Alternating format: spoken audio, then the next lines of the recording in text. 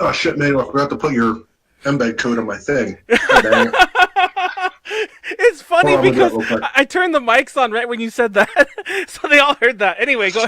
That was an awesome way to see. Maniac has become one of us because that's the way we always start the podcast. Usually it's one of us, like it's me or Konaru. The second I turn our mics live, one of us is like, "Oh my god, I forgot to do this," or and then we always screw up the intro. So it's so awesome that Welcome, it's Maniac who did it this time. Anyway. yeah. Welcome to Um, live recording. Yes, welcome to live recording. Exactly. Thank you all for joining us. This is Ultra Podcast Z, episode 55 on this lovely January, this lovely February 11th night for at least for me in the US, 7 p.m. Pacific Standard, all that good stuff. So we have a really, really, really special show for you all tonight. Originally this would be an alt idol special with Maniac, but things happened co-host wise, so now we have something a little more special. Besides Maniac, who has joined us before, represented by the Bloody Heart, um, we have Hello. we have Derek tonight. So actually, I'm screwing up introductions. Let me just go first. My name is Manuel, the leader of AJ Connections, and like I mentioned earlier, joined by Maniac. Maniac, go ahead and introduce yourself. Hi, I am Homicidal Maniac, chief proprietor of Homicidals.com, the hard side of idle. And tonight, our other special guest is none other than Derek. Go ahead and introduce yourself. Yeah, my name's Derek, and I don't even know where to start with that. But basically, I work for the idol group NECRONOMIDOL. I'm assistant to their producer Ricky Wilson, and also I'm their international booking coordinator. And I also am one of the hosts of 48 Talk, where we talk about all things AKB48. Because for some reason, I still have a weird, deep obsession with them. But not so much anymore, I guess, because like the Chica world has like really been where I've spent most of my time now. So yeah, that's me. That sounds about right. I feel like I'm the same way. Like I think got into this game like with Morning Musume and AKB48, but even though I still keep up Yeah, with them, I still kind of moved on a little. But as sure. always, the chat is open. I already see there's a lot of stuff in there. Yes, we are our new record of only being 1 minute late. Yes, I heard an O. Is that Maniac? Um, but yeah, we usually start 5 minutes late. Don't call me out. Anyway, so chat is open. Feel free to chime in here and there. I'll keep an eye on it. If you're on YouTube, like, comment, subscribe, all that good stuff. If you're watching on YouTube, keep in mind we are live Tuesday, 7 p.m. Pacific Standard, um, every Tuesday unless noted otherwise. So there's a huge, huge podcast tonight. Let me get over some of the topics we will be discussing. We're gonna talk a bit more about our hosts. Don't worry, both of them have a lot more to say. We have a little news roundup. We're gonna talk about what we're gonna talk about. Wait, we're gonna talk about what we're gonna talk about. We're gonna talk about the focus of this podcast, which is gonna be idol performances in the West. Technically, we're gonna discuss more the Japanese, performances in the West. But obviously, like myself and Derek, and Maniac. I don't know why I left Maniac out because I can't see your face, and I'm just like you're tripping on the picture. Hasn't happened in a while. That's fine. We have more experiences with idols. So anyway, we're gonna talk. Speaking of that, we're gonna talk about those experiences.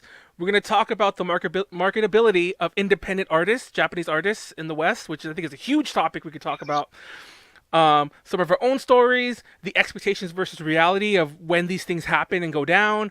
We're going to talk about riding the wave of popularity from some other bigger groups or trends, which I think is another interesting topic that I had this with the promoter just the other night, and I'm like, that'd be cool to bring to the podcast, so that's why that's there.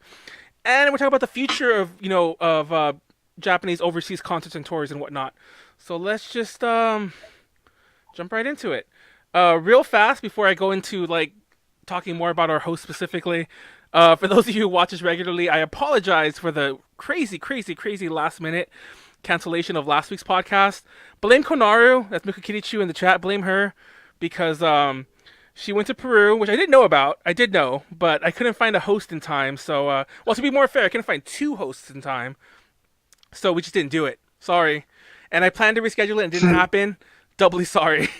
So just keep an eye out. We'll probably do another double episode to make up for it later. Anyhow, Maniac, what's been new with you since the last time we talked? I checked. I think the last time we talked was, ironically enough, the last time you were on the podcast was the time that we discussed Derek. So then don't worry, everyone. Wow. I'm pretty sure some of you watching are probably waiting for like us to address that. We will at some point, but I thought that was interesting to know. We all got like the steel chairs ready. Yes, it's gonna be a fun. crazy one. I think we're all gonna be civil here, but anyhow, not to chase anyone away. I might have been hoping that one of us is gonna log off before we're done, but we'll see. We'll see. Maybe, I don't know. Anyhow, Maniac, tell us what's been new with Homicidals. Fun fact, real fast before you actually tell anything. I went to Facebook to get the picture that I'm using. Obviously, it's your icon, and I noticed that you haven't updated your Facebook since last July. Yeah, no. So I mean, I think it's worth mentioning, just because like every now and again, I'll get like a Facebook. Like, I still have Facebook. It's still a thing that exists. I have it on my phone and everything else. I get notifications. Someone still liked your page, and I'll like laugh because like it's not just that like I haven't updated like the Facebook page for Homicidals in a long time.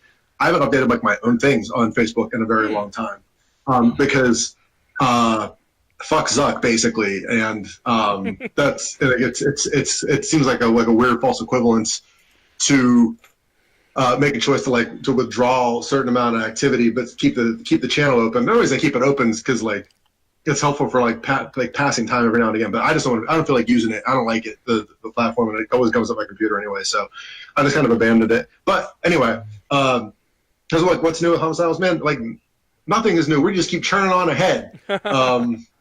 Although it's interesting, and maybe this is something that will come around. And it'll come up over the course of the conversation we'll have tonight. Is like, just had the third birthday of the site, just last a little over a week ago. And one thing I don't think I put like into my reflection on all that was part of the reason I even started the damn thing was because I wanted idols and artists that weren't baby metal to come to the United States. Like that's what I wanted. Yeah. And it wasn't like I mean, some of it was I want to see them, knowing that the odds of me going to Japan were very slim. But it was also just like gosh, this has also got like so good and fun. It'd be like the best thing in the world if I can get more people who are kind of like me anyway and weird into this and give them an excuse to come to the States. And it was like raising profiles and could we make so and so into a star? Like that was what I had hoped to be able to do. And now, 3 years later, I don't want to say like it's commonplace, but it's almost like the shine has worn off. It's like, oh, cool, so-and-so's going to go perform in this other country. Good for them. But like the shock of it all. Like I remember the first time the NECRONOMIDOL got announced as performing in the West. Like, God damn, it's happening! It's happening! So like, I mean, I guess that's kind of cool. And I'm really enjoying watching how all this unfolds and being able to take like a more mature view of it all. Because now I'm not just like a super overly enthusiastic fan. I'm like an elder of sorts, and that's a strange position to be in. But the hot takes fly in a different way now, and the degree to which I'll allow myself to be horrendously incorrect is different now. So I mean, it's all good. That's the new stuff. Okay. It's unfortunate. There's a lot of talk in the chat about Facebook. It's unfortunate. Like, I don't know, maybe it's my age showing, but I love Facebook. We definitely have the biggest presence on Facebook. I'm trying to increase our presence on Twitter. For the longest time, Twitter was just our repost account. We just reposted everything that we did from Facebook. But now it's vice versa. We write the posts first on Twitter, and then someone else usually does, not me. And then I'll usually copy it word for word, then put it on Facebook. If you ever notice why it's wordier on Facebook, that's because I get to it and I tend to talk way too much. So I'm like, that's too short. We need to add 5 more sentences. But anyway, so Derek, tell us a bit about yourself in general, because we haven't had you on, so it's not so much what's new with you, but like tell us a bit more about what's new with you and Necroma, I guess. Yeah, just real quick. Sorry, because I have a package coming, and as I was telling the guys before this show started, here in Japan, packages and delivery is just a completely BS system. It's never fun, and if you miss it, you're really screwed. So like I may have to go and grab a package. Thought I heard them, and it wasn't it. I don't know. As far, I live in Tokyo. I was originally based in LA. And basically got into Idol very easily. This is an easy story. Is somebody on a blog wrote about Guso Drop, and I saw Ray swinging a bat, with barbed wire on it. I'm like, yep, I'm in. Like, this is cool. And I come from a metal hardcore world. I was in an old band called From a Second Story Window that I had started a long time ago with some friends. And so I saw that, and I'm like, oh, cute Japanese girl swinging a baseball bat at fans. Yeah, this is awesome. So I went to Japan to see them, and went to this little club in Otsuka Hearts, and yeah, that changed my whole life. That show made me want to be learning about Idol, to understand what Idol is, and that was a couple years ago. And then fast forward to now, I had met up with the group NECRONOMIDOL that has an American producer, Ricky Wilson, who's actually coincidentally from Pittsburgh, which is where I'm originally, like, from that area. And we just hit it off pretty well. And he had been wanting to take Necroma to the United States for a long time, but he didn't have a good opportunity or anybody to do it with. And then I also had a friend, his name's Chochi, and he's still my friend, and he's in a band called Zerowski, and they had wanted to go to America, and like I was at a Necroma show, and I'm like, oh, light bulb, and it just like, why don't I have Zerowski be their backing band, and they can play with the live band in America, and then this way I kill two birds with one stone. I can get Necroma over, and I can get my friend's band over, and they surprisingly all agreed. And that was the tour we did, 2017, and that tour went really, really phenomenally well. And then Ricky talked to me about coming to Japan to work here and be a little more closer to Necroma in terms of like helping out. And I said, yeah. So here I am. And then we've done a lot of tours since then. I've done tours with other groups, and I've worked with a bunch of different groups: Yanakoto Sotomito, Hanako-san, Oyasumi Hologram, Toriana, who isn't really an idol, but just an old, I don't want to say a friend, but I've known her for a long time. And also I have created the East Meets West Music Fest, New York Asia Music Festival. Just been trying to get, as like a Homicidal, just trying to get idols overseas, particularly America, since that's where I'm from. And also too, I got to give it up to Maniac. Your blog over the years was one of the ways I was able to learn so much about the idols real fast, because all the posts you guys had was incredible. So I owe a lot of my fandom to you and what you guys done. Plus, you guys have helped me with all the stuff I've done, and I really appreciate your help. You're one of the only ones that actually have. A lot of people say they help and they don't. You actually did. And you actually put your money where your mouth's at, and I won't ever forget that. So it's an honor to be on here with you too. So, aw, high five! Oh. High five, virtual high plus five. Meeting you was cool. Meeting you in Seattle on that very first tour I did with Necroma, that was fun. You were enjoying yourself, and it made me really happy. That was a fun day, man. I had a good time that day. I had a good time. Yeah. It was really awesome to meet a person who I owe so much of my idol fandom to, because, again, your blog stuff, I mean, I really didn't know anything, and still don't. I mean, there's still a lot of groups we play with. I'm like, I don't even know who these people are. And that's just, but I'm not trying to be that guy who knows them all. I have a rule that I only basically pay attention to the groups I like, if that makes sense. I'm not trying to, some of my friends are librarians, like they know everything about it. They're like walking idol Wikipedias, and that's cool and all, but that's just, I have too much stuff going on to know that. But you seem to be like that. I don't know, your whole group, your staff, you guys are immense when it comes to your knowledge base. So thank you, and it's your job. You succeeded, if I hadn't learned as much about Necroma through you, through other people, I probably might not have worked. So I might not even went and saw him play, So. Got like a little tear here. I know. And meanwhile, we just plod along like, bumbling and starting our podcast always 5 minutes late, and, eating gummy bears while you talk. Oops. I don't know. I feel like that's a hard thing to follow up, long story short. Oh, my gosh. But don't worry. We that's it. I didn't know your whole story like that. I didn't realize, that you're relatively new to to the idol scene. But so is Maniac. I believe Maniac. You're mentioning how you mentioned it earlier. I kind of am too, and I think I started with similar motives, but then my motives also deviate because I have too many interests. For those of you who follow AJ Connections, you know that even though a lot of us know us for our idol work, we cover everything, like literally everything, and that's kind of like that's always been my thing. Has always been I love everything. Let's just cover everything and talk about everything. I think the first or second time that I was on, actually, you taught me more about the team taught me more about VK than I'd ever anticipated learning. But then you told me about that's a whole world I don't know. But funny side story, I went to a Pikarin show and she was the opening for this Visual K boy band, and I idol fans can be pretty crazy, pretty intense. I don't know if they even hold a candle to the Visual K groups because girls when they whip their hair, at shows, at Pikarin shows, the girls, they all whip their hair like this. Their hair goes in a circle like this. I've never seen it done sideways like this, where it just looks like this.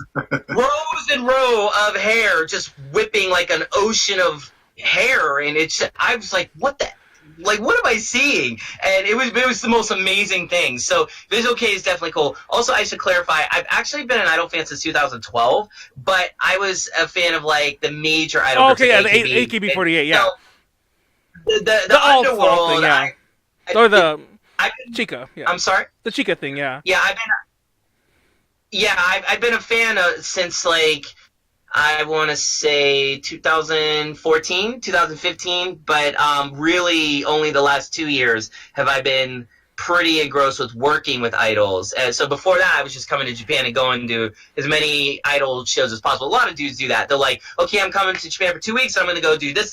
I mean, 2-3 shows a day even. And I was that guy for a long time, and then I was like, I just want to work with these groups. I don't want to just see them. It's cheaper because then if I work with them, I don't got to pay to see them. They'll play with us or whoever I'm working for. So thankfully, saves the money. A friend of mine plays guitar. He went to Japan recently. He played guitar for a group called Saber Tiger, and he's also doing a project with Masa from Sex Virgin Killer. And when he was at the Saber Tiger show, I believe, he met Necroma there. And I can only assume they're performing because he has a picture with them in makeup, like backstage. But I'm like, hey, I actually asked him, was Derek there? And he's like, I don't know who that is. And I'm like, did you meet someone named Derek? And I'm like, he would have stood out because he probably would have been like, maybe Ricky too, but he would have been, another. Well, he's a foreigner, but he's Asian. He could have been another foreigner backstage, speaking English or potentially speaking English. But yeah, so he. Well, wait. Yeah, me and Ricky, we're the only two white dudes in all of Idol. Exactly, I was about to say, We're literally it. Like, literally the only two. So there's no other foreigners. There's some Korean, like Yanamu's, their one producer is like Korean, and so like he's, you see some Korean, some Chinese, but it's no white people. Like literally me and Ricky are right. So trust me, I stand out at Idol shows, and so does Ricky. Because first they think I'm a fan, and then when they see my little staff pass that I usually get, it's like they're like, huh? And then when I'm backstage, it never fails. The idol groups we work with for the first time, they look at me like, wait, the bathroom's over. It's not in here. It's over there. Like wrong area. Yeah. All the time, like with the new groups. But now that like a lot of groups know who like we played with, then they see me. But even then, it's like with underground idols particularly, I'm never, if I can help it, because I like to give the girls their privacy. I don't really want to be back there because it's such this like private world. I don't want to feel like I'm intruding. I mean, I only go back if I need to get something usually, or if somebody needs something. But I stay away. I try to stay far away. I just basically do the external stuff. Anything Rick water, I'll go get water for the girls. Stuff like so. And I'm happy doing that. I'm very happy. Yeah. Shay from Japan, I believe is John. I can't remember your name. Sorry, I shouldn't have even said the name. But Shay from Japan mentions that Necroma played with Sex Virgin Killer a lot of times. They did. That's not where I heard of them. But if you remember Maniac, I think the very first time we had you on was when I discovered that fact. And they played with that one band called Fuck on the Beach. And like I was obsessed. Yeah, about Fuck on the Beach. Yeah, I was obsessed. No, I was obsessed with that name. Oh, you played with the band. See, at the time, it was really hard for us to find anything because if you type in "fuck on the beach" or even "fuck on the beach Japan" or any variation there into Google, you'll get things that aren't the band, and you can imagine what you get. But it proved very difficult to find anything on them. And somebody did find us things eventually, so I have heard their music, but I remember just being obsessed with that name for a while. But yeah, so the friend of mine plays guitar with Masa from Sex Virgin Killer. They have like I thought he was joining Sex Virgin Killer, but apparently they're doing another project or something. But anyway, that's neither here nor there. Yes. Necroma played the guitar's birthday over the summer, and Fuck on the Beach show, and they were like right next to me at the Boupon table and their name, and I'm like, that's like the best name ever, and they were so happy to hear that, and they were just like, they're so friendly, like super veterans though, like they've been around a while, so like they had that like veteran veneer, yeah, but like super easy to talk to. It just like I like when Necroma plays with bands because like we're one of the only idol groups that like I think regularly plays with bands, not just and we actually have a band show coming up soon too with some bone hunter from I think Finland or something. It's got like it's just we dance and people especially who they're like our brothers, brother and sister I guess because they have a female singer. And Fuck on the Beach, they're like family, like they. It's so easy. So, but Saber Tiger, I want to say I don't remember. I probably wasn't there for that. Yeah. I've been at every single show of theirs in Tokyo for the past years. So if it was in the past year, I was there. Like I've never missed a show. Yeah, I'll find out exactly who that was with, just to satiate my own curiosity too. But yeah, he was definitely playing with Saber Tiger. But then again, I don't remember who like the headliner might have been. It might have been Saber Tiger, but I don't remember who it was or whose show that was or what it was. It was definitely one of those ones that has several groups in it. But anyhow. Our little news roundup real fast. We do this at the start of every podcast. We're already going nicely in, like, probably a little over than I thought it would be for each topic, but that's okay. That's okay. We'll manage. We'll manage somehow. This always happens with Maniac. And I blame me, yeah. Yeah. So I'll blame him because he's here again. So it always happens with Maniac. So I'll plow through these. This is like the big news topics of the story. Actually, not even that big because they're just the ones I could think of. A lot of good stuff. I know Zenkimi did a new MV, I think today, if I'm not mistaken. Zenkimi, right? Yeah. And Anjuramu, Anger Me did announced they're going to Mexico in September, which is really big news. Big news for us because we've caught every Holo Project group that's come to the Americas at all, but we've caught all the Mexico shows and have interviewed them at all the Mexico shows. So I'm hoping, fingers crossed, that we get Anjuramu when they're in Mexico. Koto, our infamous favorite idol, so to speak. We did our 5th interview with her yesterday, which was also her 5th anniversary. So keep an eye out for that. I don't mean this to be so pluggy, but these are like legit news stories that I realize are tied to us. This one isn't, though. This one isn't. Well, it kind of is, because I'm going to talk about our future podcast. But have you guys heard the Vic Mignogna things? Vic Mignon, is like his name. Now, I don't want to delve too far into it because that's a huge can of worms for a different topic. But like I've gotten a few messages, and especially because last week's podcast that got canceled was supposed to be a podcast on Anime Matsuri, which is a convention he's going to, and that convention has a whole set of problems. We're gonna do one on that, and then as it turned out, the Vic thing happened, and that con is like we're staying with Vic. He's our guest still, and they're the only con that did it. So I feel like we should address that at least briefly. And that's my briefly right there, you guys. I don't know. Do you guys have any view on that? Just out of curiosity, you guys can get the internet to hate you because it doesn't matter what side you're on. Doesn't matter what side you're on. Half the internet will hate you. I'll tell you that right now. Do you know? It was just funny. Like Yeah. I got like the whole reason I started following that to begin with was because like Lady Baby was announced for it, and I was like, okay, cool. Like here's Lady Baby's, this iteration of Lady Baby's like Western debut. Good for them. And then like one look at Twitter, and it was like people just like going into all the reasons why nobody should be going to this con, and it's terrible and bad and everything else. And I actually kind of took the same tack like mentally, Manuel, like you were just kind of describing. It was like, God damn, like I kind of want to acknowledge the fact that this is happening for this group because like it's good for them and big for them, and if people want to go to that, I guess that's they should, but. Holy crap! I can think of a lot of reasons why nobody should go to that, and why Lady Baby shouldn't go to that. And maybe we'll just like leave this out there neutrally and let people kind of react to it the way that they want to. I don't know. It's all so crazy. Are you familiar with Anime Matsuri or Vic Big Nugget? I only call him that because the chat called him that, and that's what I used to call him before. Even when I didn't hate him, when I just only knew the name, that's what I called. That's what I used to always call him. Anyway, because it's hard. To this day, I have not heard anyone pronounce his name the same way twice. So, I don't know. I just find it so difficult to say his name. Are you familiar with this whole thing, Derek? Yeah. So I've done a lot of work with J-Pop Rocks, and they've been kind of a supporter of Vic and all that. The thing is about that is there's a couple things. First of all, like Lady Baby, Necromos, we've played with Lady Baby before. Their management, I think, is very smart, and I think the girls they're pretty. I don't think there's anything to worry about as far as they go. Their man would put themselves in a position like that. I mean, I think somebody has already and they still decided to go, so that's on them.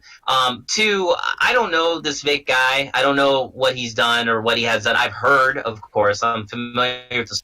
I'm like this. We live in an age where I think you can go online and you can accuse somebody of anything possible, and I don't think that's fair to anyone. I think unless it's been proven beyond a shadow of a doubt, anyone like thinks somebody's done something should probably do their homework first before they join. That's just a preliminary idea. I don't know this guy, and still does seem to be very sketchy and shady.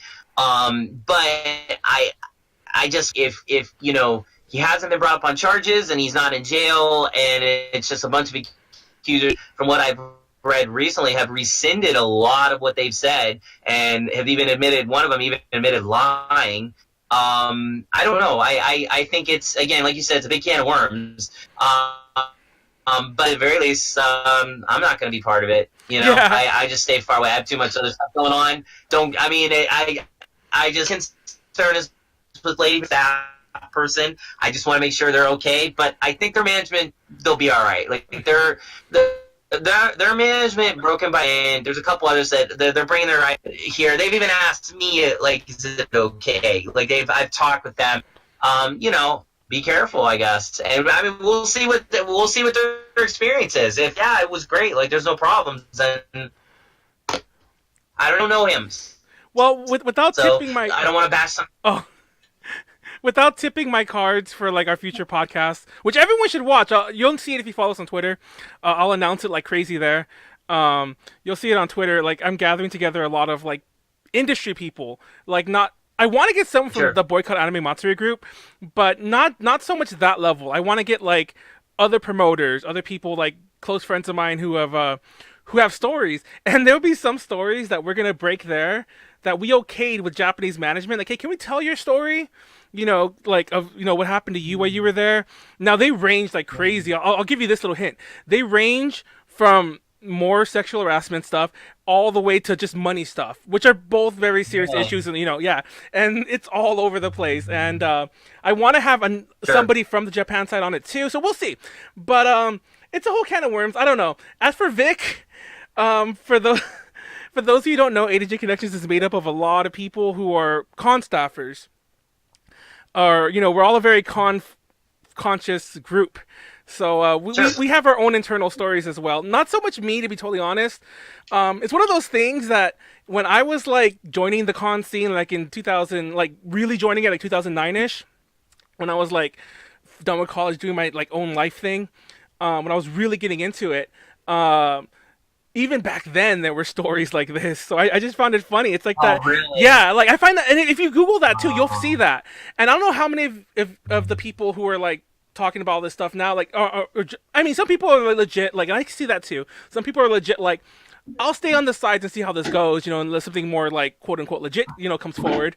But this is this thing that I've heard since day one in the con scene. It was like, oh, he's a creeper, all this other nonsense, like, on that level. And then I never really thought much of it until like more recently when stories are coming to me from our staffer friends and so on. We became more involved.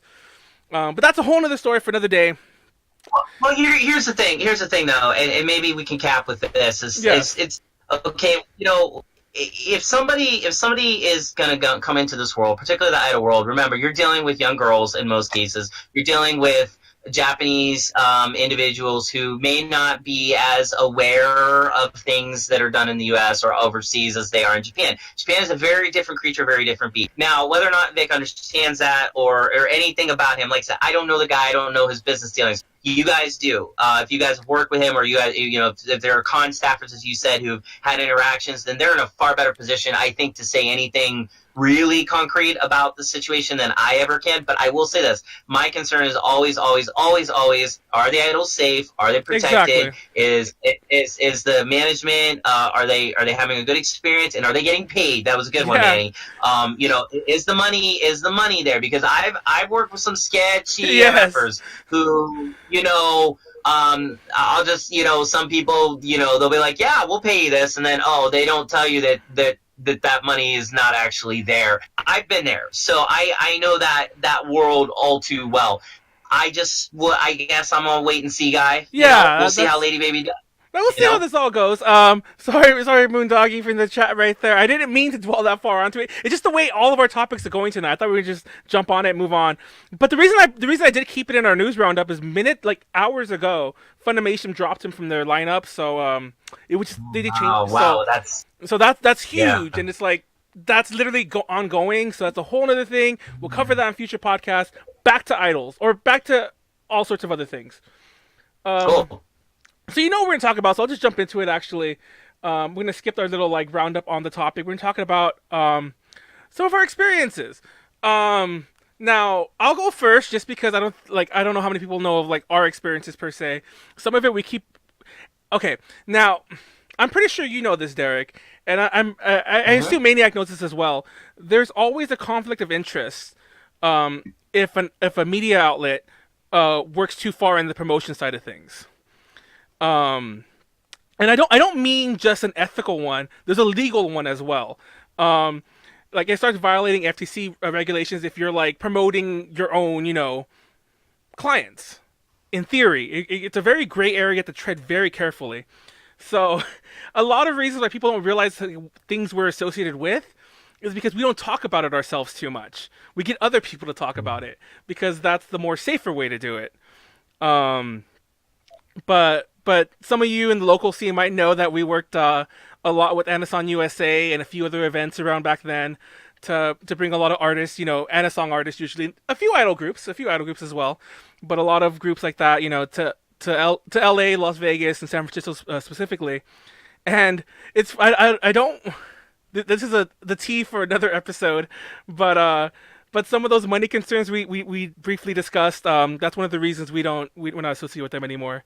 And why for a brief while there we were very anti them, but then things worked out. And we've brought several other. We either brought or we've worked with Avex and other companies to help bring artists, that aren't idols. I think the only idol that you guys might know of that we currently tried was Koto, and we're still trying on that front. But mostly of our artists are actually VK or J Rock or just rock or whatever the terms would be, and.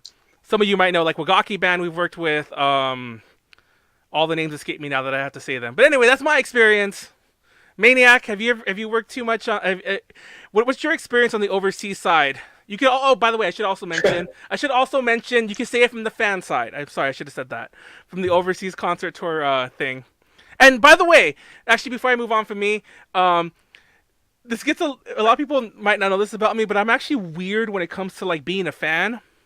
in that there are times when I want to be a fan so bad, but I can't. Or to be more accurate, I feel I can't. We used to work a lot. And actually, let me just do a little quick deviation with Derek here, because I'm curious what your views on this are. Because we used to do a lot of work with Upfront, Hello Projects, management company. And Sure. when things started getting serious, and I've said this before in many podcasts, so I'm sorry some of you have already heard this. When things started getting really serious, I had a Skype call with one of their overseas people, and he was talking to me. He gave me this whole lecture about how to act. And one of the things he mentioned is that when we're covering shows, I'll never forget this. He had a whole lot of mini rules, but the biggest thing he said was you can't show any reaction. Like, like obviously no cheering, no whatever, but you have to be like a statue. Which, to be fair, if you ever look at some of these shows and you see some of the other like press around, like usually the local ones, obviously the foreign ones usually, are a bit more on the fan side, but they're like stoic statues as well. So I kind of felt like I had to turn into one. So it makes a lot of my any fandom things very hard. Which is why if you follow me personally on like a lot of social media, you'll see that a lot of the stuff I fan over now is like metal or like things like that I like otherwise.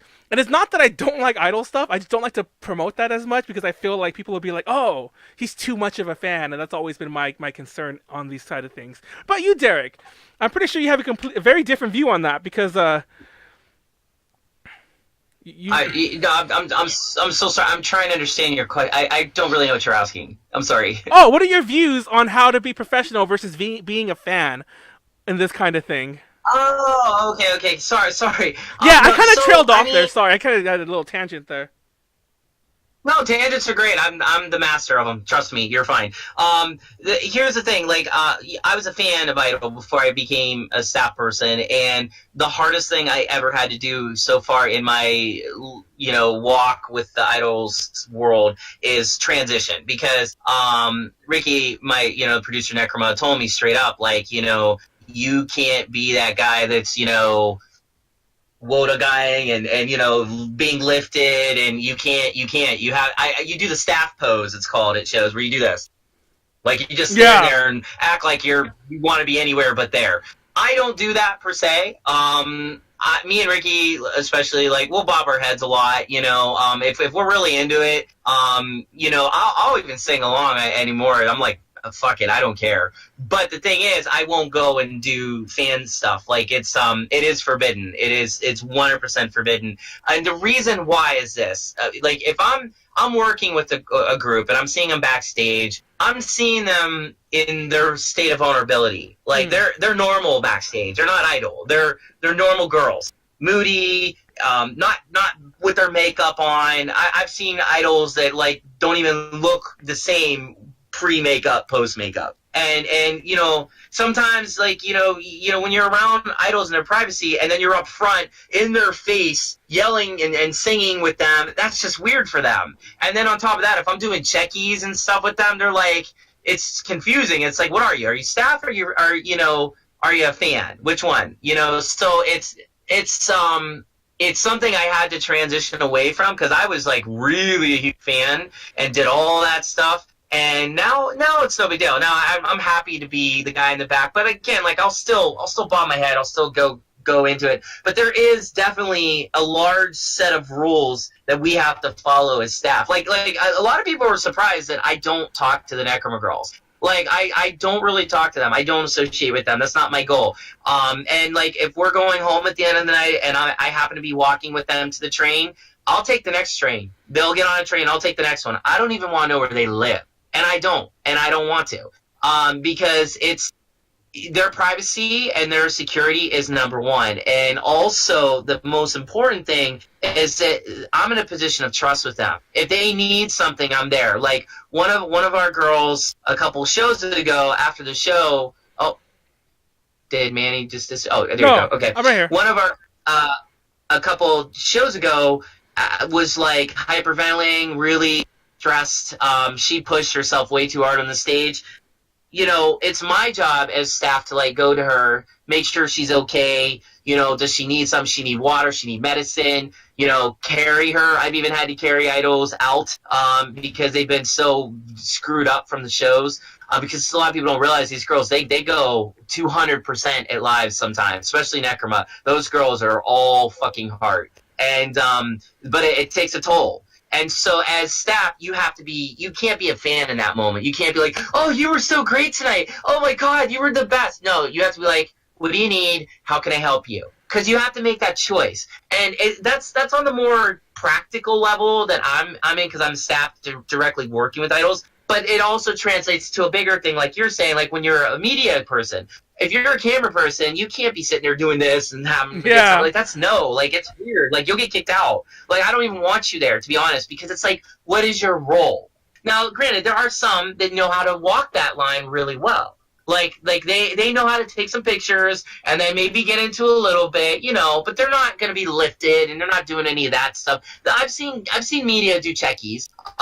Necroma's film producer, one of the girl who directed Dawn Slayer for us, she'll come and do checkies with our girls. So it's like you can decide at that night, okay, I'm going to be a fan tonight, not a staff person. But you have to make that distinction really clear. And if you work directly with the idols, you really can't really be a fan. And that it's a sacrifice. It's been a huge one for me. But it's like Necroma just announced for their monthly Takey next month that we're doing a 2-man live with Yen Culto Sotomuto. Anybody that knows me knows that Yenemu is my favorite group of all time. Next to Guso Drop and Necroma, they're like on a pedestal above a pedestal. We're doing a 2-man live with them. It's my job to go into that 2-man live, and it should be a Cyclone no less, which is small as shit, and the backstage is this big. It's my job to go in there and not fawn over them and not be like, oh my God, yeah. I've worked with them so much now that I'm not like that.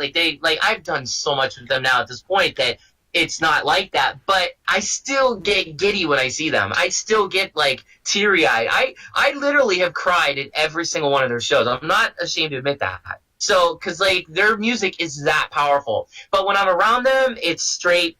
The only time I was ever a staff, maybe not so staff, was it was the day after Eats Beats West. It was on my birthday, August 20th, and all the girls wanted to go to Hollywood. And Yenemy wanted me to drive them to Hollywood, and then I was like, okay, sure. And I drove them there, and when I picked them up, I was feeling a little gloomy because I was driving everybody around all day. I took Necroma to Universal. I took Yenemy to Hollywood. I had to post office stuff. My birthday was spent working, and I was a little bummed. And when they got in the van, all the girls, and again, Natacha being before when I was a fan, she was like my Kamioshi, the girl I did so many checkies with. She started singing Happy Birthday, and then they all started singing Happy Birthday to me. And I just lost it. It was instant fan for just a moment. And they laughed their asses off because it was so funny. They have it recorded too. They have it on one of their home videos because they were enjoying my stupidity at that moment. But that was okay because it was a special circumstance. Last night at the show, one of Kunogi's fans, her big fan, her TO, it's this girl who never misses a show. She, for some reason, gave Ricky a Valentine's Day chocolate, and Ricky was like, "Oh, thank you." Nobody gives me or Ricky anything. We don't matter. And then at the very end, when Kunogi was done, she came back out and she's like, Derek, Ricky, can we do a checkie with her? And we're like, okay, but you're done, but sure. The girl came up and she wanted to have Ricky do a checkie with Kunogi and her, a checkie, an actual picture. Yeah. So I took the checkie, but that's a time where Ricky can be not a staff person. He can pretend he was pretending he was an idol, and it was hysterical. Everybody was laughing. So there are moments where you cannot have to. You don't have to be staff in that moment, but you're still that. You're still Kankesha. That's what you are. Yeah, so, I think you I think you did hit my point a lot better than I kind of. See, I was rambling trying to get to what you said. Basically, I think what you basically said right there is the balance that I'm trying to reach. But what I was trying to say is that the problem is I don't think I found that balance. So in the past few years, I've basically become no matter where I'm at, I could be at a show that I'm just, just I can even be a show I'm at for fun, and I'll be like, I can't really be a fan here because it feels like, what if I work with them one day? What if I meet their manager one day and they see me that, oh, you're the guy who was cheering at the concert. But then again, who would really judge someone like that? That you think that would be a normal thing, but I don't know. That's something I always battle with. Anyhow, Maniac, we kind of we kind of talked over you for like, well, not talked over you. We kind of like left you out. By the way, feel free to jump in if you want. Sorry. Sorry about that. You know how unusual this is? Usually we have Maniac on, like, Maniac's kind of the you, Derek, and that, like, he goes on to these stories where he tells these stories, and then we're all kind of moved by them. Like, if you look at the chat right now, those of you watching on YouTube can't see the chat right now, but all people are like, oh yeah, I've cried at lives too. They're going on like Derek's talking business here, and it's like, oh man, usually that's Maniac, and it's just so it's so surprising to have Maniac so be the quiet one, so to speak. No, man, it's good. It's good. Actually, what's funny is, like Derek's talking about, like, this need to, like, basically be all game face when you're working in the whatever, if it's a particular show or whatever it is.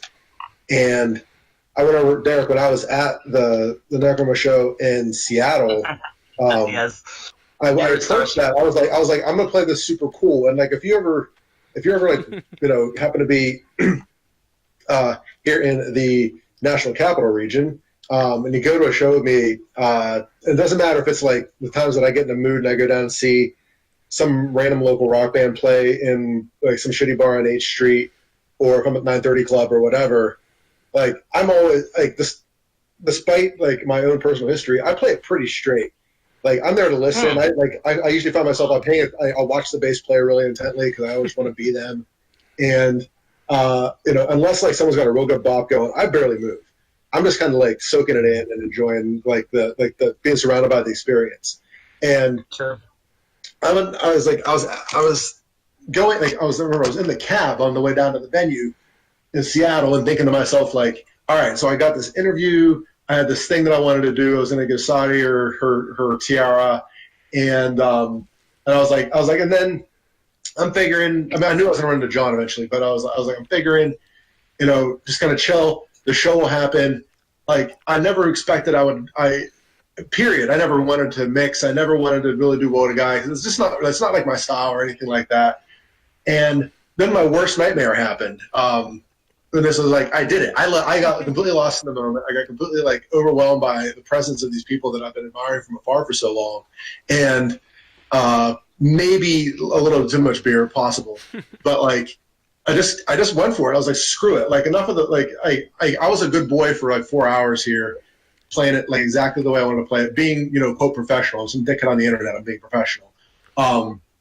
And that's kind of like why, like, having done that experience is one of the things that actually terrifies me a little bit about the prospect of like wanting to ever get too close to running a show. Like, I've been involved in event management in different capacities, and I've like promoted different things, and like I tried to help out a little bit with Oyasumi Hologram and Necroma this past year with Derek.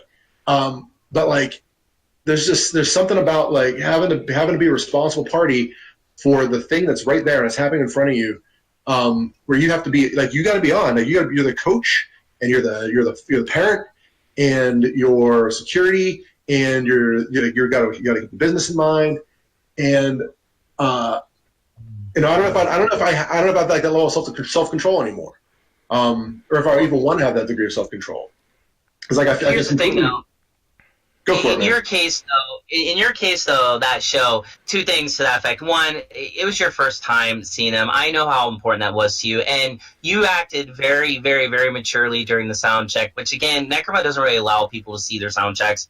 So I gave you that special permission because I just felt like I could trust you, and you did a great job with that. And it was fine that you were starstruck, and you did it. That happens all the time with Necroma. People, when they get in front of the girls, they lose their minds, and it's cool because it's like, I get it. And we have a lot of like media that have come and they've done that. We have a lot of fans that have helped me set up stuff, and then they'll go East meets West. A lot of the media were right up front having a good time. That's fine because it's your first time. No one's gonna give you shit about that. I'm talking like if you are in this industry a long time and you're working directly with the idols. If you're a blog and you're also a fan, you can tread that middle ground totally fine. Like no one's gonna have a problem with that. And then some groups are a little more easier about to notice. Oya Hollow's like that. Like I did the Oya Hollow tour in November, and I was literally the guy. Like I didn't have Ricky with me. Ricky's fluent in Japanese. I'm not fluent at all. I had all these Japanese people trying to talk to me. It was insane, and I was nervous, but our very first show, I kind of, everything was going the way it should go. There was no problems. I was like, wow, awesome. I did a good job. And I was there, and Oya Hollow has a bunch of dedicated, like, fans from Japan that followed them there. And out of the blue, they grabbed me from behind the Buppon merch table, and they dragged me in the pit area of the place at BarCon in San Jose, and lifted me and pushed me right to the stage, and Oya Hollow dedicated a song to me, which that was amazing. And I grabbed Kanemiro's hand, and I was like, fuck it, like if you want me to do it, I can. So there is kind of like an unwritten rule. If the fans drag you in, if they bring you in, it's okay. You can do it. Like, do you know the band Death Rabbits? Or have you ever heard of Death Rabbits? Yeah. Death Rabbit. Yeah. We all know little bunnies. Yeah, so Bucho is amazing. Bucho is like the dude with the mount helmet and stuff on. He'll go in the crowd, and the crowd, they always, like, assault him. Like, I've seen them try to crowd surf him, which is not an easy thing to do. Bucho's a large guy, and, wearing all that equipment, he's not easy. But he gets, like, you get involved. Sometimes people will drag you in. I mean, the Oya Hollow thing, I got dragged in. It's rude to not do it. So in that case, it's okay. Do I want that to happen? I mean, of course, secretly, yeah, of course. I miss being a fan. But it's like, in your case, especially with bloggers, it's fine. Like, I mean, again, especially if it's your first time, man, go crazy, have a good time. Like, the idols are going to be happy you did that. They're not going to think on stage, oh, wait a minute, wait, no, get out. No one's going to do that. It's more like, be smart about your fandom. And then also, too, you can do check keys and all that, because, again, you're not working directly with them. You're working as to help promote them, and there's a little gray area there. Does that make sense to you? I think so. Okay, cool. I think we've all given like a perfect 3-part summary of that whole little topic I wanted to have there. Basically, I didn't find a balance. I don't know. Because it seems like you found one. Fun fact, I brought these out for our last podcast, the one we did on overseas idols. One of my relics that I actually am a fan of idols sometimes. Ikuda Arena from Morning Musume is like my Oshi in Morning Musume. And if you don't know what these are, by the way, these are cases for King Blades. So nice. So yeah, unfortunately, I'm not gonna turn them on, like get the podcast that off rail. But yeah, I am a fan sometimes because there are people occasionally who are like, man, I was not even a fan of this stuff, which I am. I just feel like I can't be. But after talking to Derek, maybe I'll just I'll try to find the balance that apparently both of you can find that I fail at. So next topic is a big one that I'm pretty sure Derek will have a lot to say about. And once again, I think all three of us can give a nice, like, different... I didn't really realize this would be so perfect, the way we can give our different viewpoints here. The marketability of Japanese artists in the West. And I think most importantly is the independent artists. Because there's a lot that could be said here. Basically, I even have this here as my note. My very first note. Because this is something that I get asked every time. I won't name the names, but I work with a lot of promoters who always come to me about idol stuff because I'm kind of the idol person, quote unquote. And they come to me, they're like, does so-and-so have a market here? Does so-and-so have a market here? Do idols have a market here? And so before I tell you what my answers will be, I'll go last just to keep everyone in suspense. Derek, what's your answer to that question if you ever get asked that? Because I'm sure you have to get asked that because that's like any overseas tour 101. It's like, is there somebody to watch them when we get there? Or to be more accurate, to be more fair, is there someone to pay to watch them when they get there? Go on, sorry. Yeah, yes and no to that. Yes and no. I can give you the examples I have. So like with the NECRONOMIDOL tour, the very first tour was actually pretty successful. We had, one sold out show in Los Angeles, the VIP show, but in fairness, it's only like 40 people, so I don't really know if that counts. But it was, the tickets were expensive, so that was cool.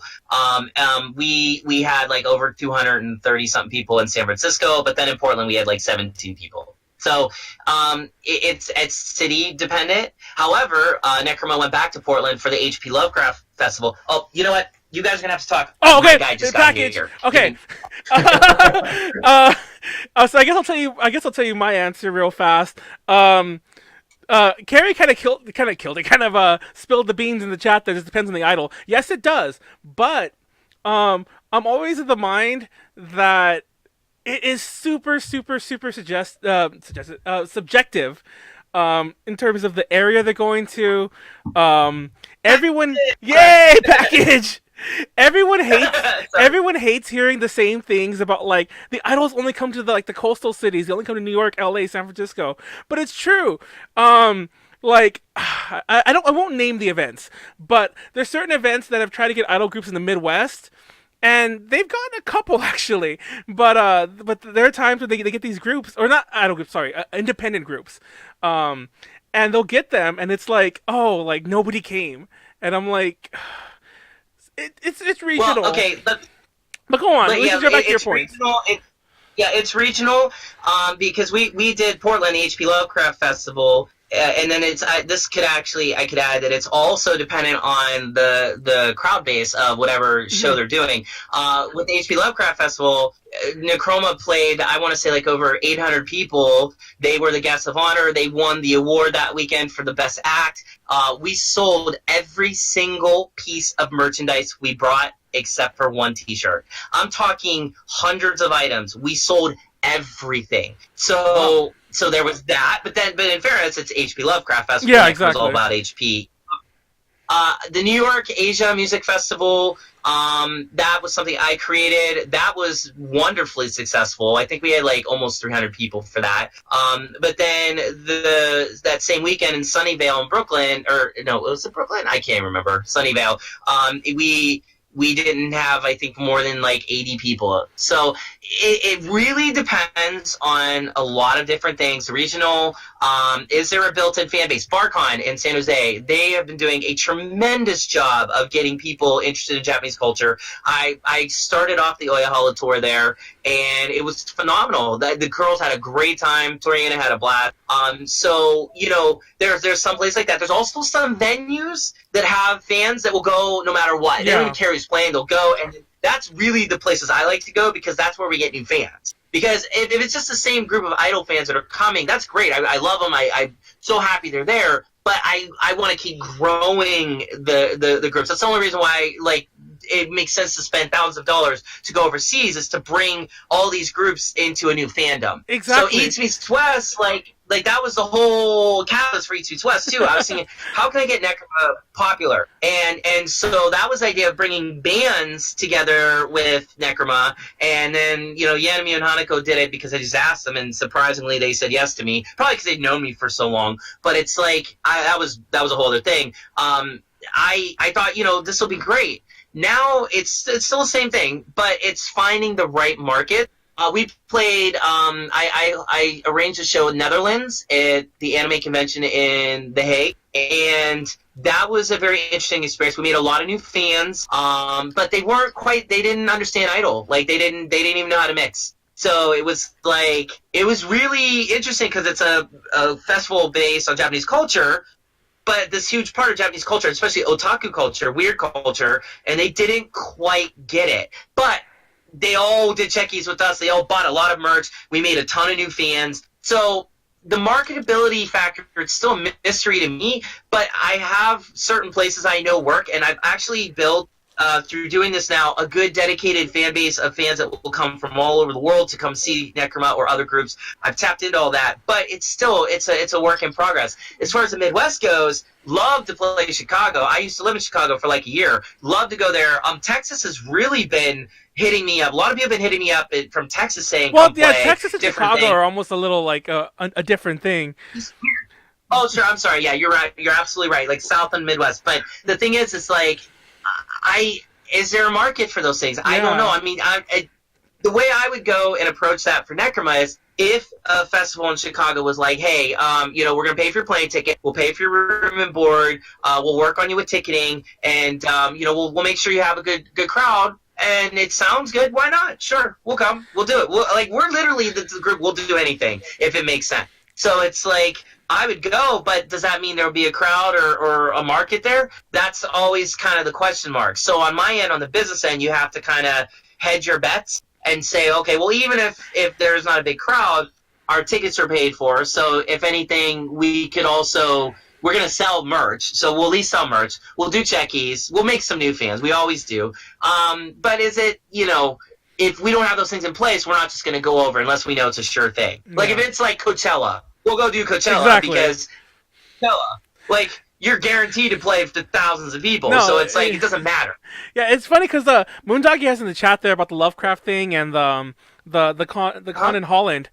About those being really good events to do because they have a built-in crowd, and that's actually was the last point I was going to say earlier. As part of my response, is I always feel that especially like independent, like super fresh, unknown names work best. How do I say this correctly? Obviously, it's hit or miss if it's a standalone show. No matter who it is. To be honest, you could be a big name and just you hit the wrong date, you hit the wrong venue, you hit the wrong weekend, whatever the heck, it's still date, whatever you screw up. Yep. But doesn't matter. You're absolutely right. But I feel that a lot of these groups, these more unknown groups, do better at the non-traditional type events. Like everyone wants to take to the anime convention. That's the first thought that everyone wants to do. But those might not always be the best, in my opinion. Right. No, totally. Yes, yeah. Totally. You hit it. I've always wondered about that. There's always a move to get them there. I'm like, no. Try more for the culture events. We had an event called J-Pop Summit. It skipped last year, but that event was huge. Especially when it was free. It was huge, and it brought in lots of people from everywhere. Get them to do the Cherry Blossom festivals, other events. The Lovecraft thing was a crazy good idea because it's a huge event. It's well known. You already have people traveling all over the world to go to it. Because it's a Lovecraft festival. Well, everyone, and I was considering going. I've gone there before, but go on. I was going to say, the interesting thing about that is when I messaged them to try to make that happen, they were like, no, we can't do it because they were like, we're not set up for music. And then I got an email from them, I think a month after we had that discussion. They're like, oh my God, we just watched Necroma on YouTube. You got And they totally set it all up for and to be honest, that was the best experience of my life going overseas because the people that run HP Lovecraft Festival, awesome people. They knew everything. They treated us exactly how we should always be treated, and they legit made the stage just for us to we couldn't have asked their one dude that runs it. He created on this big backdrop. They got all the English lyrics for their songs that we played and had them playing while we were performing. Have you ever gone to the operas with the super subs? It was like that. Yeah, he didn't have to do that. We didn't ask him. We weren't saying they were amazing. So it's you hit him. I mean, at the same time that. And we play a very, very great club like Sunnyvale, and it's nothing against Sunnyvale, but it was nobody there. But then it was raining, it was a crappy night, just a bad night overall, and a lot of bad things happened that night, and it was just what can you do? That's just how it is. Anyhow, Maniac, your thoughts on the fandom present here?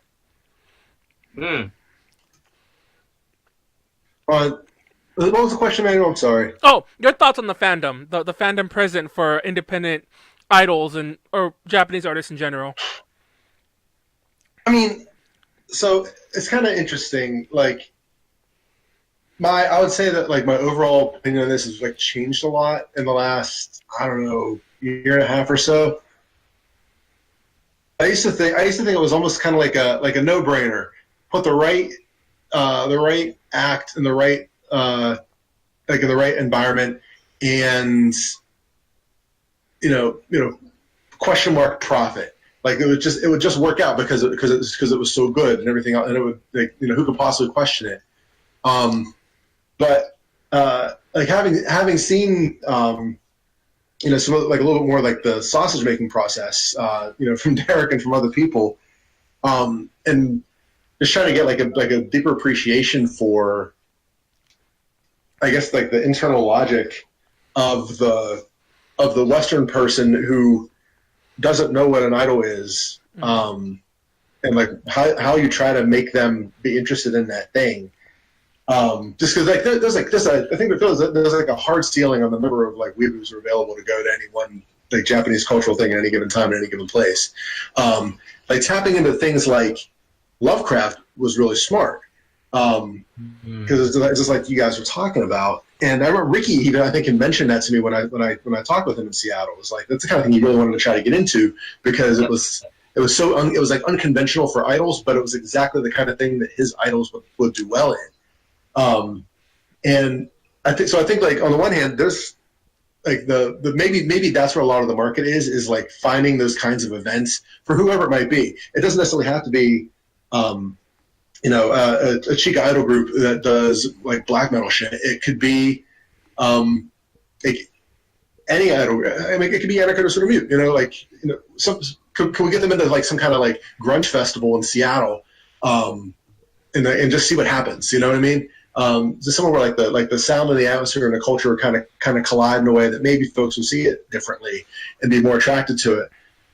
Remember when OCB Holograms first made the announcement, and I didn't realize, Derek, that you were working with them at the time. When they were first made that announcement that they were going to do a U.S. tour and they were crowdfunding for it, I was like, oh man, oh god. And I started like doing like fantasy booking, and I was thinking like, now how would I do this? Like to try to make this successful, how would I try to do it? And all I could think was like, God, you almost have to do it like a college band.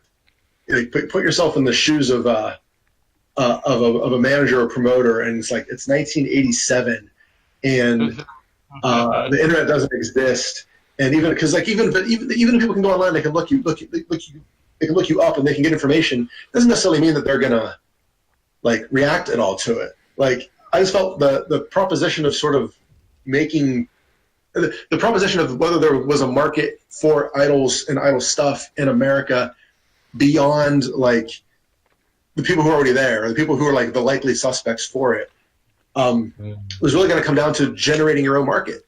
It's like almost any other kind of product launch. You do like a lot of niche marketing, and you do like basically put your act in front of people wherever the hell they are in the first place. So you go to the college bars, you go to the venues with space for 50 and 2 drink minimum and shit like that, and just see what happens. But it will require a commitment that I don't think anybody's like on the idol side is willing to make, because you're looking at like a month's worth of travel and playing every night, and I don't know, it seemed really weird to me.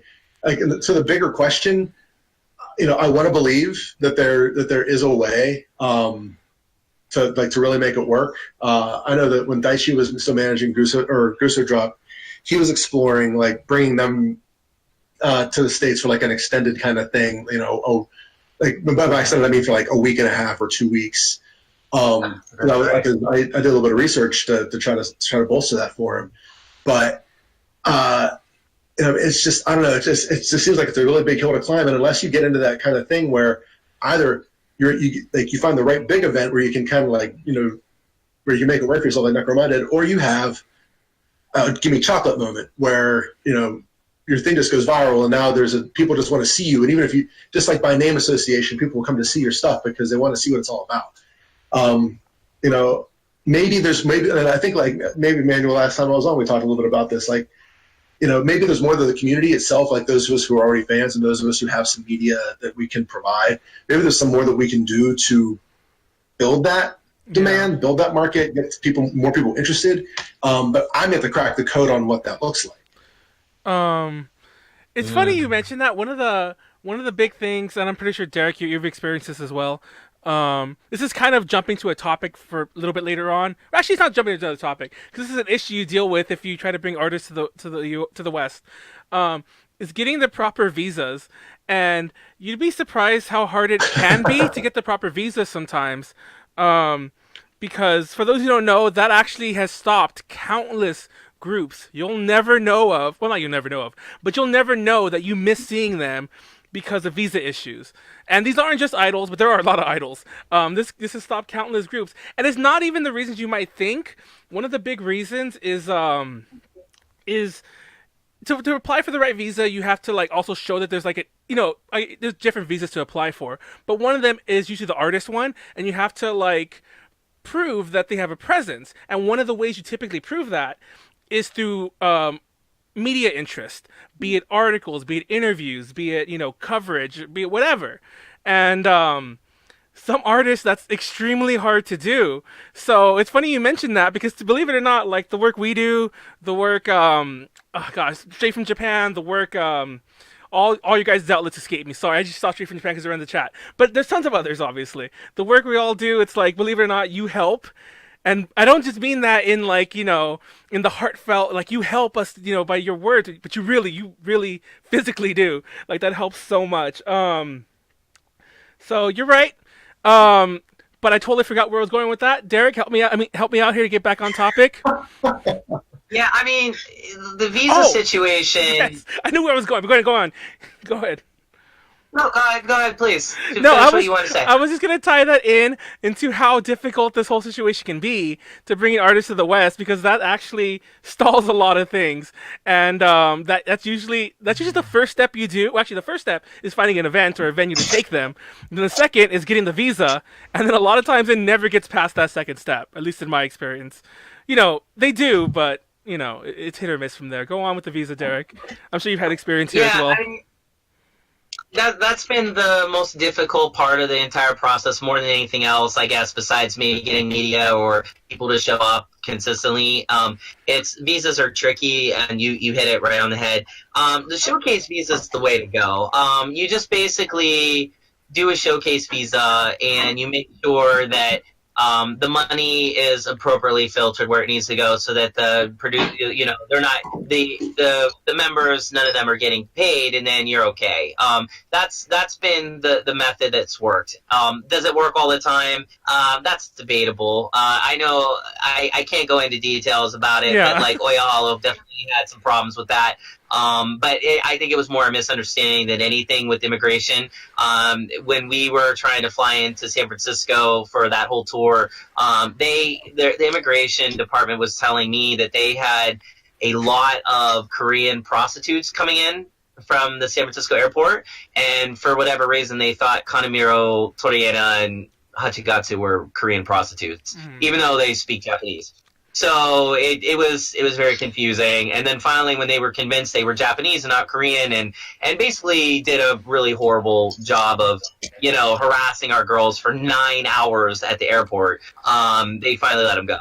But it was just that happens. At the same time, we've been really good. I mean, you just get your visas in order, you come on the right visa, and you're fine. You can't skimp on that. If you try to go on an artist visa, that's a little more difficult because yeah, please, usually for more long-term things, we try to do the artist visa. It's funny. I mean, that's all I was gonna say for that. But real fast, I was gonna say it's funny and sad that your story about them being mistaken for prostitutes is not the first time I've heard that story. Not about that group, but it's not the first time that story has been repeated to me about other artists. They're like, oh yeah, they held them for hours, or some of them they get turned away. There's a couple stories where it's like, oh, they turned them away, and it's like, oh, what do we do now? And it's like, oh, just announce it. What can you do? But yeah, different visas for different purposes. The showcase visa is the easier way to go, but I mean, not to get too technical here, but we all know that. But as by we all, I mean you and I and other industry people know that there's pros and cons for all these different routes. Yeah, sure, absolutely. But at the same time, you have to be careful. I mean, I think the bigger festivals and those that have like actual real budgets, they can go and approach this in a better way. Like they have maybe already an established history with the immigration departments that they're applying to regularly. Maybe they know somebody in the Department of Immigration, so they might have a little bit of a better successful track record. But again, especially considering the political climate of America, it's all up in the air. It's all up in the air for visas these days, and just people are getting turned away for the dumbest reasons. I'm not saying we should all be paranoid about it. It's just that it's better to have your ducks in a row, and just have your paperwork and just, hey, this is what we're doing. Let us in or not. But I've smart about that, and I know what I'm doing, so I've never had a problem.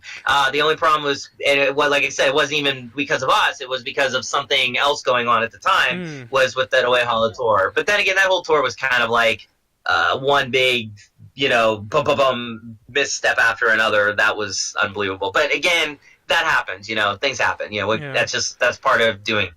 And it's also like Maniac said, it's very hard to find a balance with, how do you bring people over? Like, why, what do you do when Oehalo contacted Ricky to talk to me about doing their tour? Of course I said yes, because Oehalo is one of my favorite groups of all time, and they knew that, and I've known them for a long time. But they, it was a real joy to work with them, but it was like they wanted to come over for a month. They wanted to tour all over the country. I told them, no, we're not doing that. But what we can do is a bi-coastal, because at least this way you can play the big cities. And to kind of talk about that complaint you've experienced, Manny, about why these idols go to bigger cities, it's just simple math. There's just more people can come. That's not to say that's always the case.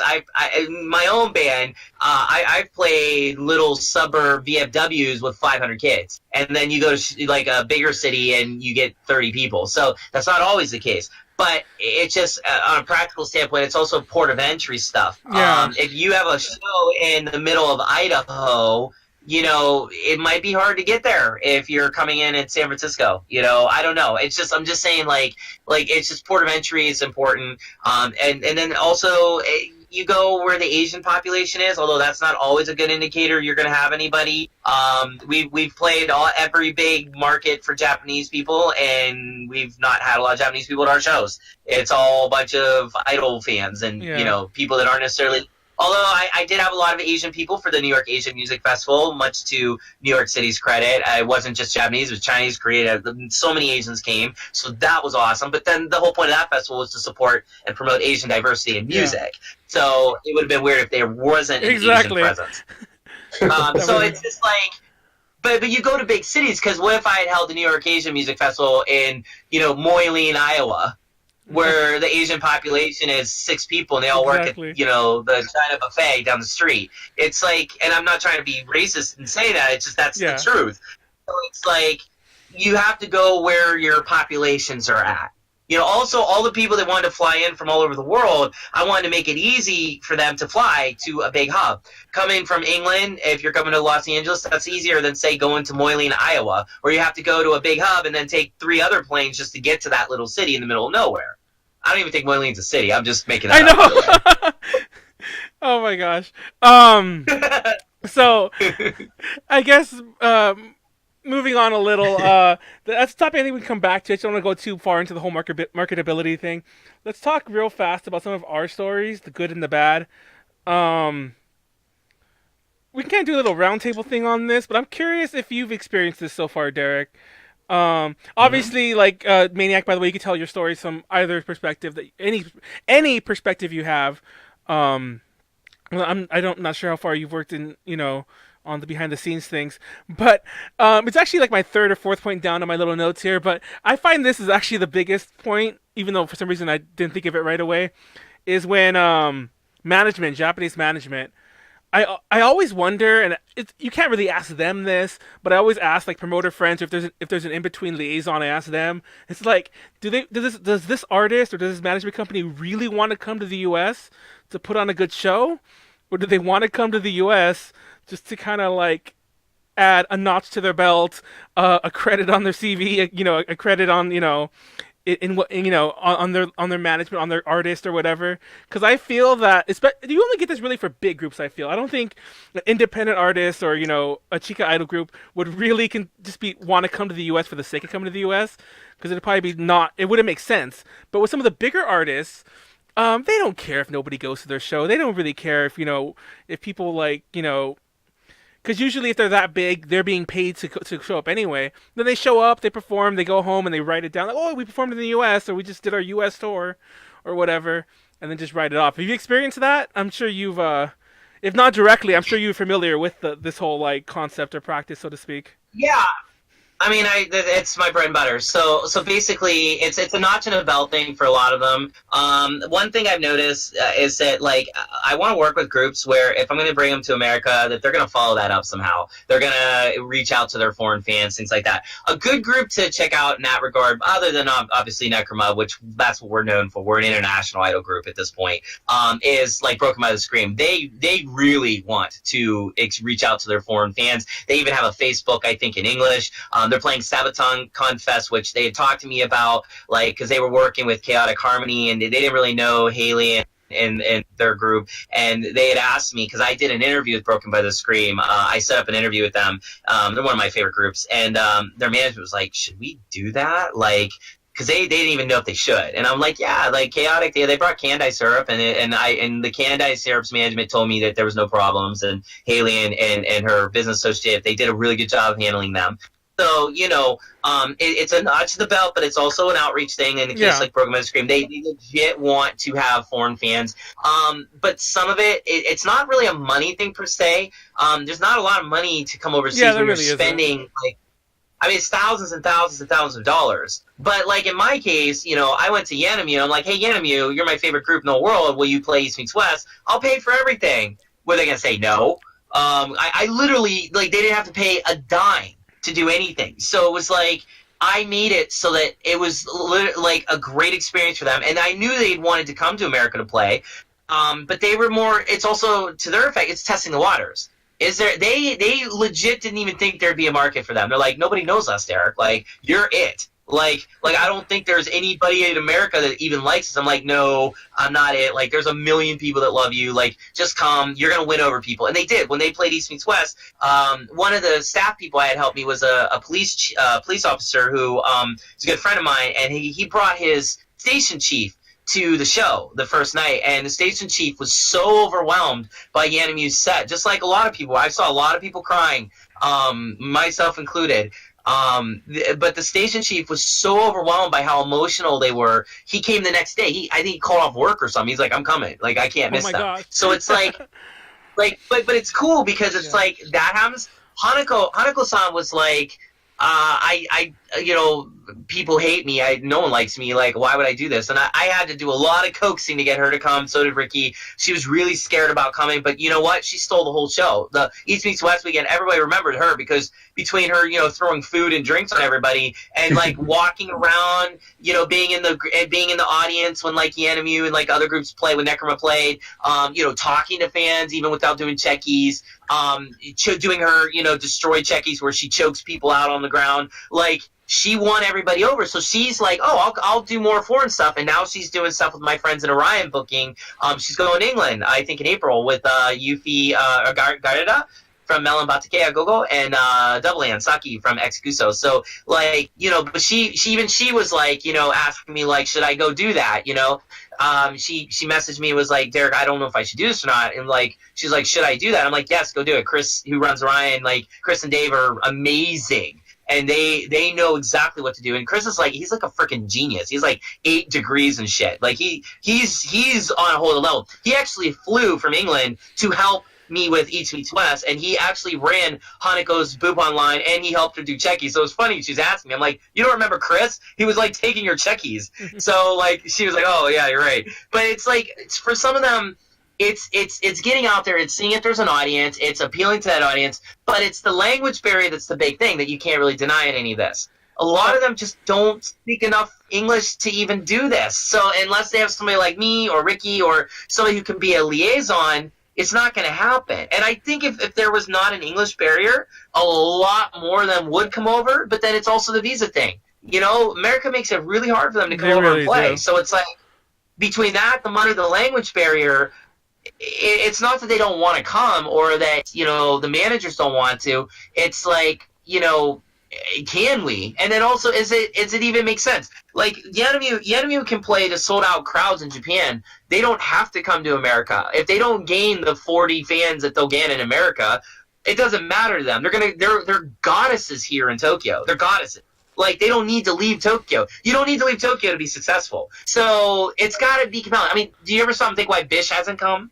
it's not because they can't do it. They can come to America, probably play to a couple thousand people, but I guarantee you 90% of those people are probably going to be flying to America.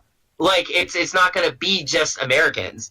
So it's like people just come to Tokyo and do it. It's cheaper, it's easier. Well, not cheaper, but it's like it makes more sense. You're going to get a better show probably. I don't know. Like, it's like there's a lot of that goes into it as well, you know? But my big experience for me has been like, does it benefit them, you know? And will they even be around? Because, you know, idols are here today, gone today, as I say. So... Real fast, not to interrupt you, because Moontalkie brought up a really good point that I actually meant to talk to you about this, because I saw these tweets. I meant to bring this up, because this has happened around the same time I was asking you to be on, and I forgot.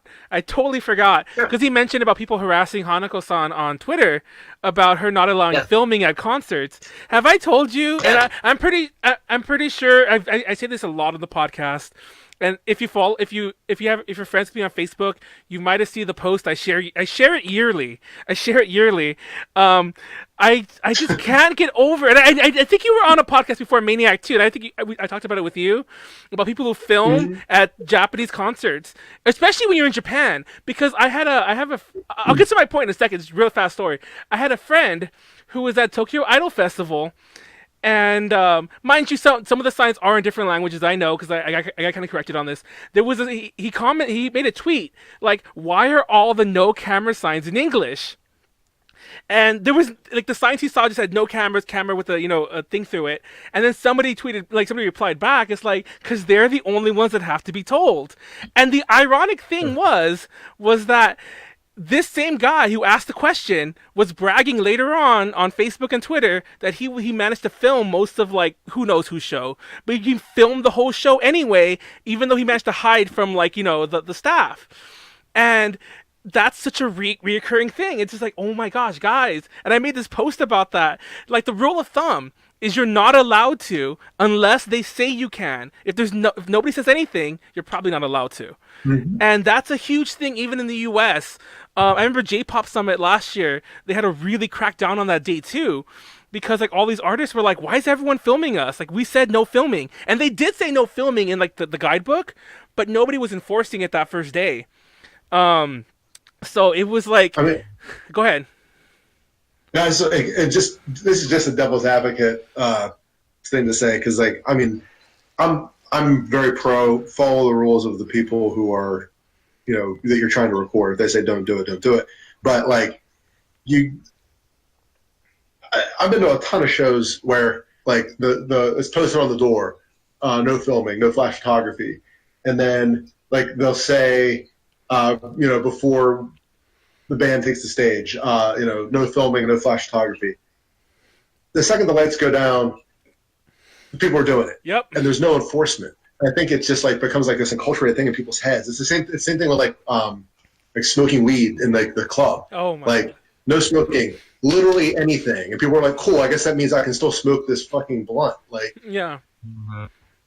And so the bouncers don't care, and nobody's like, just thinking about like the business culture in America, like nobody wants to put themselves in a position to like deal with the liability of breaking someone's shit or hurting somebody. So like, no one's going to stop the shoplifter unless like you're being really egregious about it.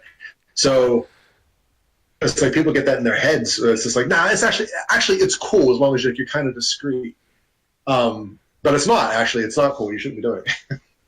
And I mean. Oh, sorry. Oh, go ahead, Manny. I'm sorry. No, just real fast. And I remember like there's certain artists that were there covering their events, and these usually smaller artists, like independent ones. And the management will tell us later, it's like, oh, so many people were filming tonight, so many people were taking pictures tonight, and they clearly don't want them to. But it's like, why didn't you tell them? And it's like, oh, they're foreigners, and like nobody wants to be that person who confronts the foreigner. Because chances are, like, obviously this management they probably don't speak Japanese. The foreigner probably doesn't. And not even if they speak English, they might go up to them and they're German or something, Well, if you're European, you probably know some English. But, because unlike in the US, we only know English. Anyway, so yeah, they just don't want to confront them. So part of the problem is I've heard other Idol fans who go there and they film anyway. And I'm like, there was no filming there. Like, can't you tell you're the only one, filming or taking pictures? And, And they're usually like, "Oh, no one stopped me." It's like probably because they just didn't know how to approach you. Anyhow, go on with your point, Derek.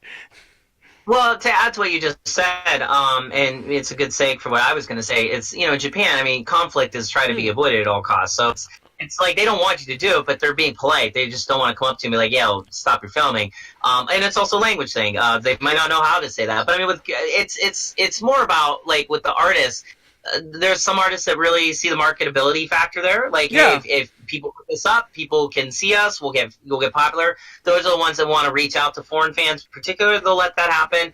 I've seen some, they would prefer to put out their own content, so they'd rather have their own people film and put out. And then there's some, like Hanako, it's part of her act to not have her be filmed, because it's all part of her stories. So it's like you're ruining that. And then also, it's a very private thing. Most idols do not want you to film because it's like, that's a sacred space. Okay, it's more about protecting the fans' privacy than anything else. The fans go there to release, to escape. It's Idol is all about escapism, and it's not a lot of those fans want to be seen on camera. So it's like the idols are respecting their fans, and it's, again, that's why you never see Checky sessions being filmed, because it's a big no-no, because that is a private moment between the idol and their fan. And so it's the same goes with the concert. Now, again, some idol groups don't care, and they're more than happy to do it, like Necroma is. But even us, like when we did the debut for Kuno Game Show, we didn't allow filming, and we caught somebody, and we had to tell them, like, you need to put your camera away. We specifically said it. They actually had hid the camera up on a rail, and Ricky, Eagle Eye that he is, yeah, he spotted it, and we found out who it was real fast. And wasn't a foreigner, actually. I think it was a Japanese person. Oh but my still, God! It's like, but we that's a rare case of us not allowing. And then as a side note, I was the only one filming, and the camera, the SD card got corrupted, so there's actually legit no footage of Kuno Game Michelle's debut. Yep. It never existed. It doesn't exist. But then also a lot of times people are like, oh, well, that's fine. Well, then why don't you give us something we can support, like maybe like a stream? And it's like, yeah, that's cool, except I don't have a $20,000 camera to deal with the strobes on the stage. Like, all you're going to see is flashing. Like, even my recording, I have to record the shows, every single show I record without exception, because the girls use it for training. So they take those videos extremely seriously. Like, they will sit there for hours and just watch the videos before they play. I film all their practices too. If we have a sound check, and we almost always do, Necroma always requests sound check, I film those. Like, Kaki gives me her cell phone, and I film them, because it's like they use that to be perfect. So fans don't understand, like, sometimes video is meant for that, and sometimes it's meant, yes, to promote. But if they don't want you to do it, just don't do it. Don't be that guy, And a lot of foreigners, they don't care. But then again, to defense a lot of foreigners, they don't understand the culture. It's just a cultural misunderstanding. Because in America, what do you see in America? This is what you see in America. Every show. Every show. I'm old school, okay? I've been to a lot of idol shows, and I probably have maybe 2 folders on my computer full of pictures, if that, and almost none on my phone. Why? Because I like to experience it. I don't want to be picture, like, phone, like, although granted, some people, if that's what you like, and if that's how you prefer to experience a concert, more power to you. Just, I don't know, like, why then? Just wait for it to come out on YouTube. It's cheaper. And we do have, like, a whole row of people. Like, in our concerts, we have, like I call it camera row, where, like, they're right up front, they film, you leave them alone, you try not to involve them in what a guy, you try not to run into or mosh into them. Sometimes it doesn't work, they get destroyed. But it's like, you'll have people bringing, like, like Canon EOS DSLRs and getting all super pro, like, huge, $10,000 lenses. We have those guys. It's fine. But it's like, I don't know, for me, it's about being there. Like, Hanako wants you to be in that moment. Also, too, as a side note for Hanako, she doesn't want to get your cell phone dirty, or she doesn't want to break your camera. Think about it. When she's whipping, rotten natto at your face, and you have your camera, and and she gets tomato juice and spits it on you, and it gets all on your phone, she doesn't want to be responsible for that. So it's also a practical warranty, man. Yep. It's a You take that back to practical the thing. manufacturer. You're like, look, a Japanese girl spit managed while folding. Not a Japanese girl, a ghost. A Who, ghost. Yes, a ghost.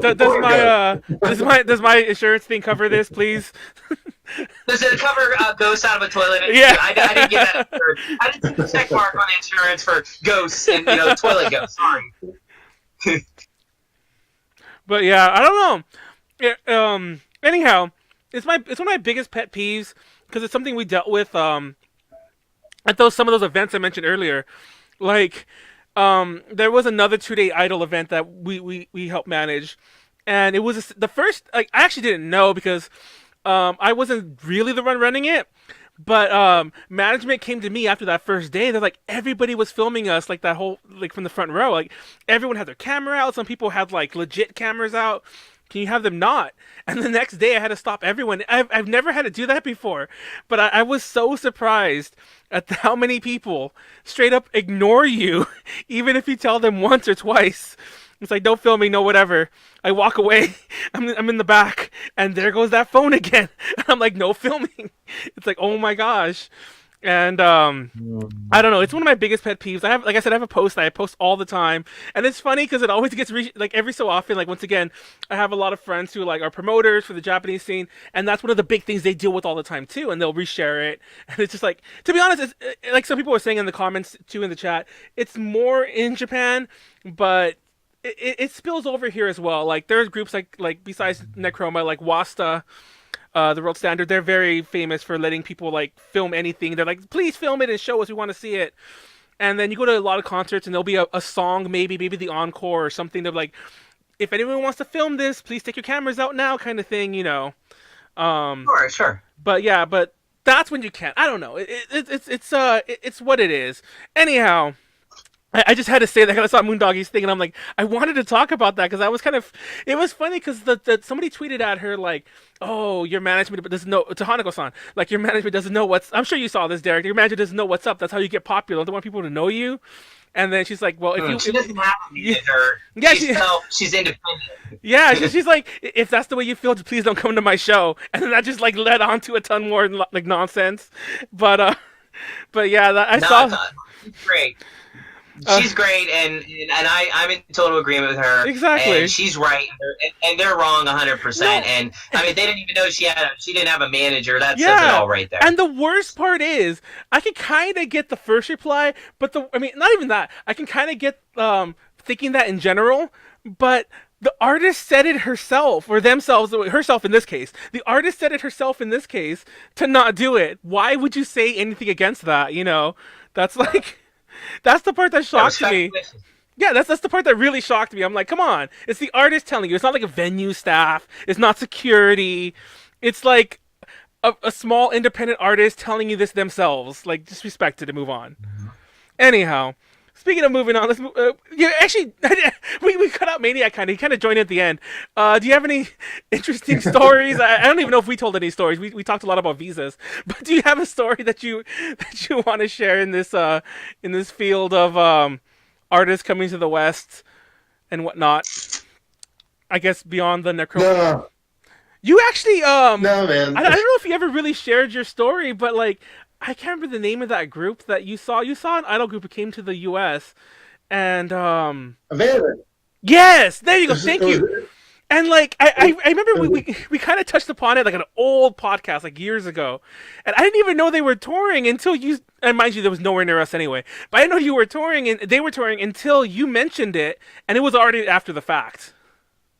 Yeah, no, it was actually wild because like this was back when I also figured out like how idols interacted with like the outside world, because at that point everything I did felt like really voyeuristic, like I was like watching something that I wasn't necessarily like supposed to be privy to, and then just like randomly I was dicking around on Twitter at work one afternoon and I was like, wait a second, why is this group that like I was watching at the point the Feedback Friday video, like I don't know, probably at least once a day, just as part of like my regular playlist. I was like, wait a second, they're like in the United States. What is happening? And like I got a tiny little bit of Googling and turned out that hey, they're yes, they're in the States. Hey, they're with Hijo Kaden. Hey, they're gonna Oh be my like, god! I didn't realize they were Hijo and, like, Kaiden. how. Oh my god! Yeah. I missed that part of the whole Yeah, story. they actually did I can't remember if they called it like a Van and Kaiden or something like that, but they played together Oh, like the end okay. of the set. It was pretty dope. I have a photo of me and JoJo. It was like one of the weirdest things I ever did in my entire life. I was like, hey, there's a really famous person that right there, and I went over to him and was like, hey, can we take a picture? He's like, yeah. But no, I mean, like now, honestly, he's like in a way, maybe that's kind of spoiled like my overall outlook on like the idol experience in the States, because here's this group that like at that point, many people in Japan didn't hardly even know about. Like they're with Trash Up Records, and Trash Up is like, I don't know, like they might still be like my gold standard for like an indie label, like an indie company, just because they were like one of the first ones who like had multiple groups that I knew of that wasn't whack. Like they had them, they had Kuroneko no Yutsu, and like a couple others at the time, like Dots, like was published on Trash Up. NECRONOMIDOL was actually published by Trash Up at one point, if I remember correctly, like really early on. And it was just like they did this gig. They were one of like 8 different acts on a night, and like I don't want to call it like the crappiest venue I've ever been in, but it was not like a fancy joint, and it wasn't a terribly spacious one either. It had like four different performance spaces in an upstairs above a Korean restaurant in downtown Baltimore, more or less. And there was a hardcore band that was there. They trashed all their stuff and they disappeared. There was like a local noise band that played. There was like I don't know if they were like friends of JoJo's or what. There was I think they were Japanese who did like this. I don't even want to call it like a performance per se. They had like this noise device that they had set up, and it did this thing for like 15 minutes and then went off. And then they're like, "Thank you," and 10 people, all 10 people who watched it like clapped, and I was like, "That's really bizarre. What's happening?" But then like I was waiting for Abandon to come on, and like when they finally did, it was the first time I'd ever seen like idols live in person. Like I was still really new myself, and this I don't know, it was like this weird, it was so weird and transcendent in a strange way, because they were being backed like by a stereo. The stage was like 5 by 10. There were 4 people trying to do like choreographed dance routines on it. They did their MC mostly in English, which I thought was hilarious. Brian is still on right now. That was like when Benny said like, you know, that she was wearing her backpack because it was very cute and everybody should like that. Like, I mean, it was just like this super cool thing, and that I think has really informed us the way that like when I think about like, oh cool, we can get idols to come to the States, and it's got to be easy. If a Vanden can do it, how hard can it be? Not realizing that like they were kind of like the tail of like of a much bigger tour, you know, entity that had like a, you know, they had a headliner, like a real headliner that people who were like into the Japanese music period would know, a group that had like a band that has fans in the States anyhow. It was something that could kind of work, and they could follow along without like having to take all the risks themselves, without the promoter necessarily having to like really have everything depend on a Vanden's presence and the Vanden having done well. Like, oh man, now that they've done that, how easy would it be to get Bish to come do that? How easy would it be to get, you know, so and so? Like, I mean, that was still like my first time, and like always, it was still my favorite time, because like a BABYMETAL gig is one thing. It's a big spectacle, and you know, like, you know, a few thousand. The smallest venue I ever saw BABYMETAL play out was 2,500 people. When it was that intimate, and like there were just, this is a family program, but it's almost midnight. 0 fucks to give. Mm-hmm. Like there were like, I don't know, 50 or 60 people in front of that stage taking photos. Most people were just dancing along to songs they'd never even heard before. And then like there wasn't like a booping thing afterward, and there weren't like checky per se afterward. The girls just like went back halfway down the flight of stairs, and like people got in line and took turns taking cell phone photos with them. You know, but there was the business model of it was completely broken, because it was just like they were just taking their cut of the gate and whatever Trash Up was selling at their merch table, which is still kind of funny to me, because I went out of my way to buy a Trash Up shirt, and they were like, no, that's not one of the bands, like that's us, and I was like, yeah, I know, and I want that actually. I support you, but anyhow, like that's just kind of it. And like I you know, it would be cool if like that degree of that really casual way of kind of doing it. Where I don't know if it's like it become like a like if Derek, like if you could do it, like you could take like an East Meets West thing on the road for like a couple weeks, because if I remember correctly, that I can't remember the heck what the booker for that tour was. Well, like I mean, they had Hija Kadan and assorted other parties on the road for I think about 2 weeks. I'm just thinking like you kind of get that thing rolling a little bit. It might be neat, and you get in some different venues. You get into places where people are just going to show up because this is the night that there's a band playing, and that band just happens to be it's a hologram. You know, that'd be a cool way to make some new fans. A cool way to like change the. I don't necessarily know if the culture in the States needs to change. I'm not sure if there is a culture really in the States yet. I think we all kind of tail Japan, or we act like Americans. There's no middle ground yet, but it could still yet develop. Well, I mean, like, go ahead. In terms of like what you said, especially like the abandoned thing, like, if I'm not mistaken, the Baltimore Japan Arts Festival guys, they're the ones that like kind of handled like early appearance in there, and they had a lot of backing, a lot of support and stuff from what my understanding is, and you know, try to do what they could with that. So that's a case where again you have a good infrastructure behind you, you can do something like that. When it's somebody like in my case, for example, I'm a one-man show, you know, like it's me and Ricky basically versus the world when it comes to this stuff, and you know, trying to get everybody in a row to get stuff done. I mean, it is more work than you could possibly even begin to understand. Doing a whole tour, I mean, I did that with The Way Hollow, and you know, it worked. I mean, you know, we had a lot of shows where they made a ton of money and they made a ton of new fans, and you know, the fans, there were some fans that followed them everywhere, and I mean, our checkies weren't cheap, you know, $20 a pop, and there were dudes looping doing $300 worth of checkies in one night, and then coming back the next night doing the same.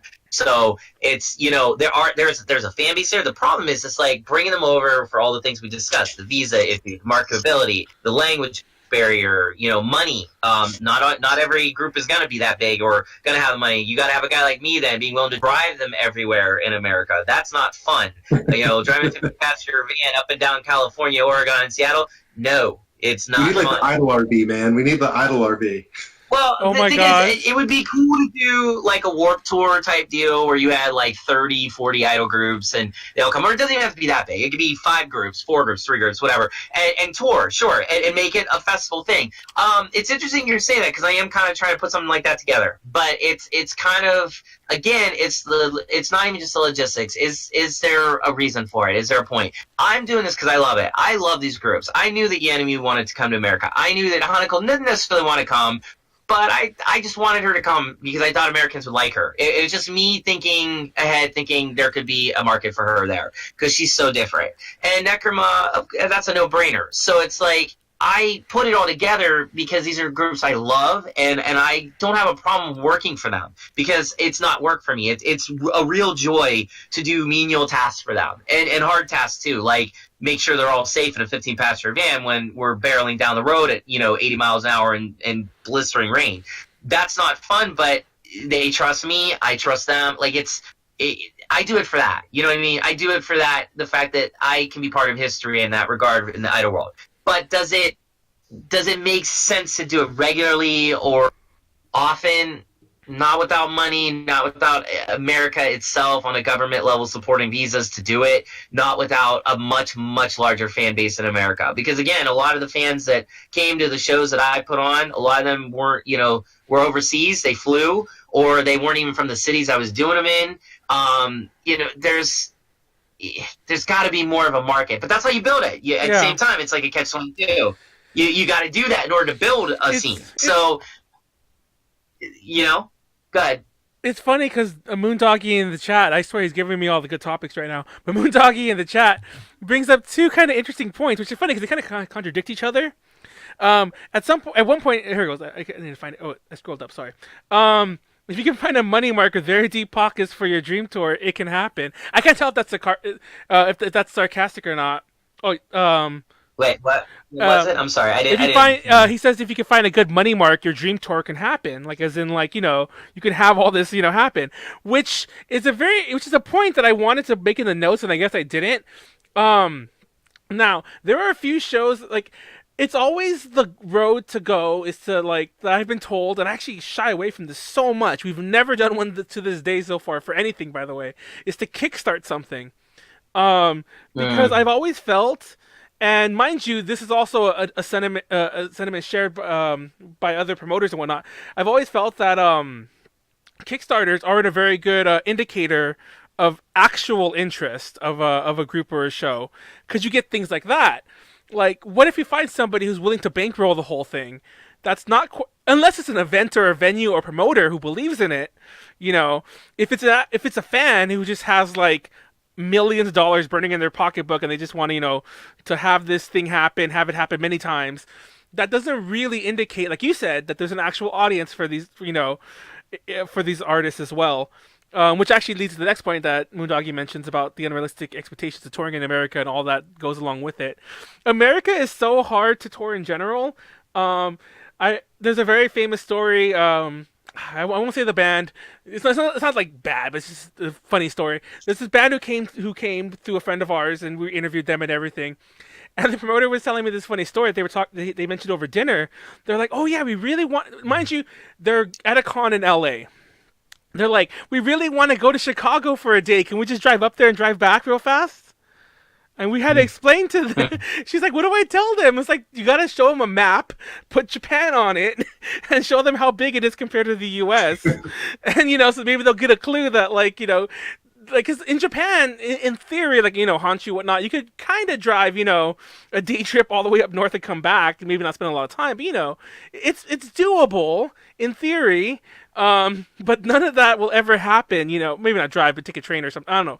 You can get up there, but in the U.S., like, that's such a vast difference. Like, it takes you almost days to travel there. If you're driving, I don't even know how long that would take. I'm not going to do the math. But anyway, I don't know. It's a very complicated thing. Money Mark, a fan with a lot of money that might pay out for a vanity tour. Yes. I mean, I know one of my close friends here is a millionaire, and he's really obsessed over Juju, and he was like, "Derek, if you want to take Juju overseas, I'll pay for all their tickets, I'll pay for everything." Like, I know guys like that. I know guys that have helped us. I know guys that have given us thousands and thousands of dollars to do tours, shows, all that. It's still not enough. To be completely honest, you can't base everything on that. And then also it's got like I can get Juju over here, but to America or whatever. But would anybody watch them? Does anybody even know who they are? Exactly. Like, that's the thing. It's like there's got to be something there. And then also too, there's nothing more depressing than going through a 14-hour flight, 12-hour flight, being jet lagged, getting finally to your place, getting settled, and then 2 days later playing your show and 20 people are there. You just it's not fun. So it's like, especially when it comes to check-in time, and none of those people are doing check-in. Exactly. Now, it hasn't happened to me, per se. I mean, Portland, the first time NECRONOMIDOL was pretty embarrassingly bad. But even that show turned out to be awesome, because we had a fan come and get all the signatures of the girls on his arm, and then go home and get them all tattooed on his arm. So that turned out to be one of the most amazing things in the world. But the thing is, it's like, money, there's definitely a need for money in these things. Getting the money is the hard thing. Kickstarter, like you said, I've yet to do a Kickstarter, but Oya Hollow, they funded their whole tour with that. And it put a lot of pressure off me. It allowed them to hire me as an actual person to do this, like, and give me a real salary and pay for my plane ticket and all that, which was amazing. But the thing is like, I do a lot of it. I have to pay out of my pocket to do a lot of this stuff. But thankfully, everything I've done has made enough money back to pay everybody. I've never lost money yet. But at the same time, I've had to really struggle to get money from people. I've had to do things that, like, maybe I would do them different in hindsight in order to get the money, But I know a lot of fans have a lot of money, and they're more than happy to give the money because they love the idols. Because the money doesn't matter to them. What matters is these idols have a great time here in America. I keep saying here like I'm there. I'm in Tokyo. I'm saying that. And the thing is, it's like, it's just basically finding. I almost appeal to those fans first because they're the ones that can help make this happen. But of course, I want all fans, whether you have $10 in your pocket or $1 million, like you're all welcome. Of course, I'm not saying that, but it's like I gotta also, as a business person, doing this by myself with no support, virtually none, with the exception of good people like Homicidols, who actually did help me. Thank you again. But there's a few people that have done a really great job of helping me. For the most part, it's just me, and trying to figure out how do I generate money out of nothing without doing Kickstarter. Because not that I'm against it, I may do something with Kickstarter in the future that for my own personal stuff. But it's like I'd rather just say, look, here, I have this tour, I have this show. Do you guys want to pay? This is what it's going to cost. Either you help me or you don't. And if you help me, great. We can make this happen. If not, that's cool too. Like, that's cool. Like, if you got a problem with it, you don't like to take it price, totally cool. Yeah. Like, I get it. Trust me, I get it. But at the same time, compared to how much shows cost here in Japan, I don't know. Like, I've tried to be pretty fair about prices, but then I've also let people know, if I'm charging you $1,000 for a ticket, you gotta understand, I'm very well aware that that ticket is not worth $1,000. You're really giving me charity money. And I've been very upfront about all of that. But I'm a rare case. You know what I mean? There's some that they'll charge $1,000. Like, I think I heard BABYMETAL might have charged some pretty ridiculous prices, and you got literally nothing for it. I don't know what to think about that, but nothing against the BABYMETAL crew or fans or anything. It's just, I don't know. So it's, Yeah. Just to close on that little thing, I can't read your name. Your name is too dark to read there. But Kickstarter rep is not great. Too many shady people use it to scam. I don't think you get that too much in the idol field. But I will say that first part is very true. Now, I can't name. Actually, I would name some of these groups. They all escape me. There was a certain group. I can't remember the name. And it's not only Super Hologram. I'm not talking about them. They actually. I don't think their Kickstarter was on the same level. There was a group that kickstarted like part of the tour, and they got a lot of like flack with some of the shows they were gonna do, like the convention circuit. Because they're like, how big is your draw that you needed more money through a Kickstarter for it, and it just created a lot of things. And like that group, I don't know. It's just not always the way to go. Anyway, let's move on. I just want to leave it at that. That's a very good point to make. That it leads to reputation. I'm not against crowdfunding because everyone these days, including us, by the way, has a Patreon. I have a Patreon. Well, not I. A to J Connections has a Patreon. Homicidols has a Patreon. I know Necroma has a Patreon. Yeah, we all have Patreons. That's kind of a different level. You know what I mean? We're talking about smaller contributions on a more personal level. A Kickstarter usually implies, we need a ton of money, and like, some of those tiers can go for a lot more, and it just, anyways, it's on a different level. Just moving on. What was the next thing we're talking about? Oh, riding the wave, because we've mentioned BABYMETAL a lot, and it's kind of one of our last topics here. Riding the wave. Now, there's two big things here, and I think both of you can agree or disagree, but the two big things I feel that like really, really lend well to, especially alternative chica idols, whatever you want to call them, is obviously BABYMETAL, but even more so, I think it's almost remiss to not address the elephant of the room. I'm sorry, because I saw in the chat a lot of people arguing about us talking about KPop here. I saw that. Don't think I ignored it. I saw it. Konar was even like, we don't talk about KPop on this podcast. I saw you defending the podcast.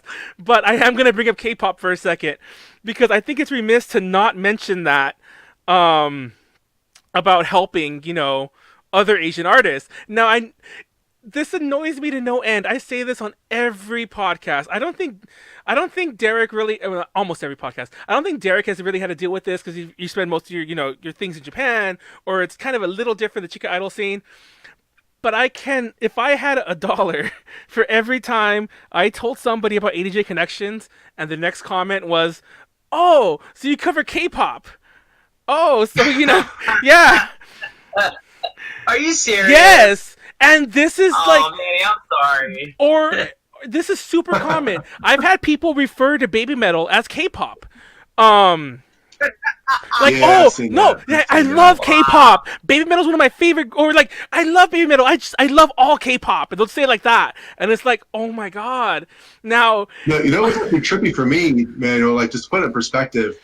Like, I grew up knowing what J-pop was. It's like a thing. I don't know why that was. Like, I didn't get into it until obviously like just a few years ago. But I was like this of the impression that like Americans, Westerners in general, whatever, were aware of this J-pop thing and like Japanese pop music and like everyone, even if they don't know what an idol is, they have this idea of like the cute girl doing like the bouncy stuff, whatever. But recently, I've used the words like people like ask me like what I do like outside work and shit like that, and I'll be like, oh, I have this J-pop thing that I do, and they'll be like, what's J-pop? And I'm like, wait a second, and then I'll be like, and it's like like Asian music, from Japan, J, and they're like, oh, it's like K-pop. I'm like, what the hell are you talking about? I don't even know that K-pop is a thing, like as a separate thing, until everybody who's into baby metal got into what was that group called Pritz for like a hot minute, like several years ago. And then like now obviously BTS is like the biggest thing in the world. Yeah. So hey, there you go. There's your segue. So can we take advantage of BTS? Can we burn the stage and like get something else to happen? I don't know, man. No, it's funny because like I grew up in LA. Now a lot of people probably don't know this who are K-pop fans, but LA, there's the Koreatown area obviously, but there's a huge Korean presence here. And so many Korean groups, K-pop groups, have always come to the U.S., always, to perform here. And they always have, like, really big crowds, but usually they're, like, local Korean people mostly. Until recently. Now it's everyone. But, like, I remember growing up, and I'm like, oh, there's a K-pop group performing, like, next to my house or whatever. Or there's a K-pop group performing at that church. Believe it or not, that actually happens a lot. And there's a K-pop group performing at the Wiltern, and so on. And this is, like, for, like, decades, like, since I was a kid. And, suddenly it's huge, but like Maniac said, it's like at one point I hate it, but on the other hand, I hate it so much. I can't like I said, I'd be a millionaire if I had to if I had to correct that so many times. Like somebody contacted us, like because we promotion stuff and we bring people over, and they're all like, hey, can we bother you to help bring over a K-pop guest? And I'm like, what? That's not what we do. Now, some of you are going to hate me for this, and I kind of soft announced this a while back, but we have been expanding into other mediums, or like not mediums, that's not the right word, into other fields, and we have people in Shanghai, in Seoul, and so on, and we actually do have our first K-pop interview done. It's just being ready to be edited, so I'm biting my own. I'm awesome. Like, so I'm kind of like, upsetting everyone by like, I don't know if Konara even knows this. She might be really upset. But I've been putting in the chat, but she was gone for the past couple weeks in Peru, and I told everyone I'm doing it. Nobody objected. So anyway, that's just my little thing there. So Derek, do you think we can capitalize on the K-pop wave?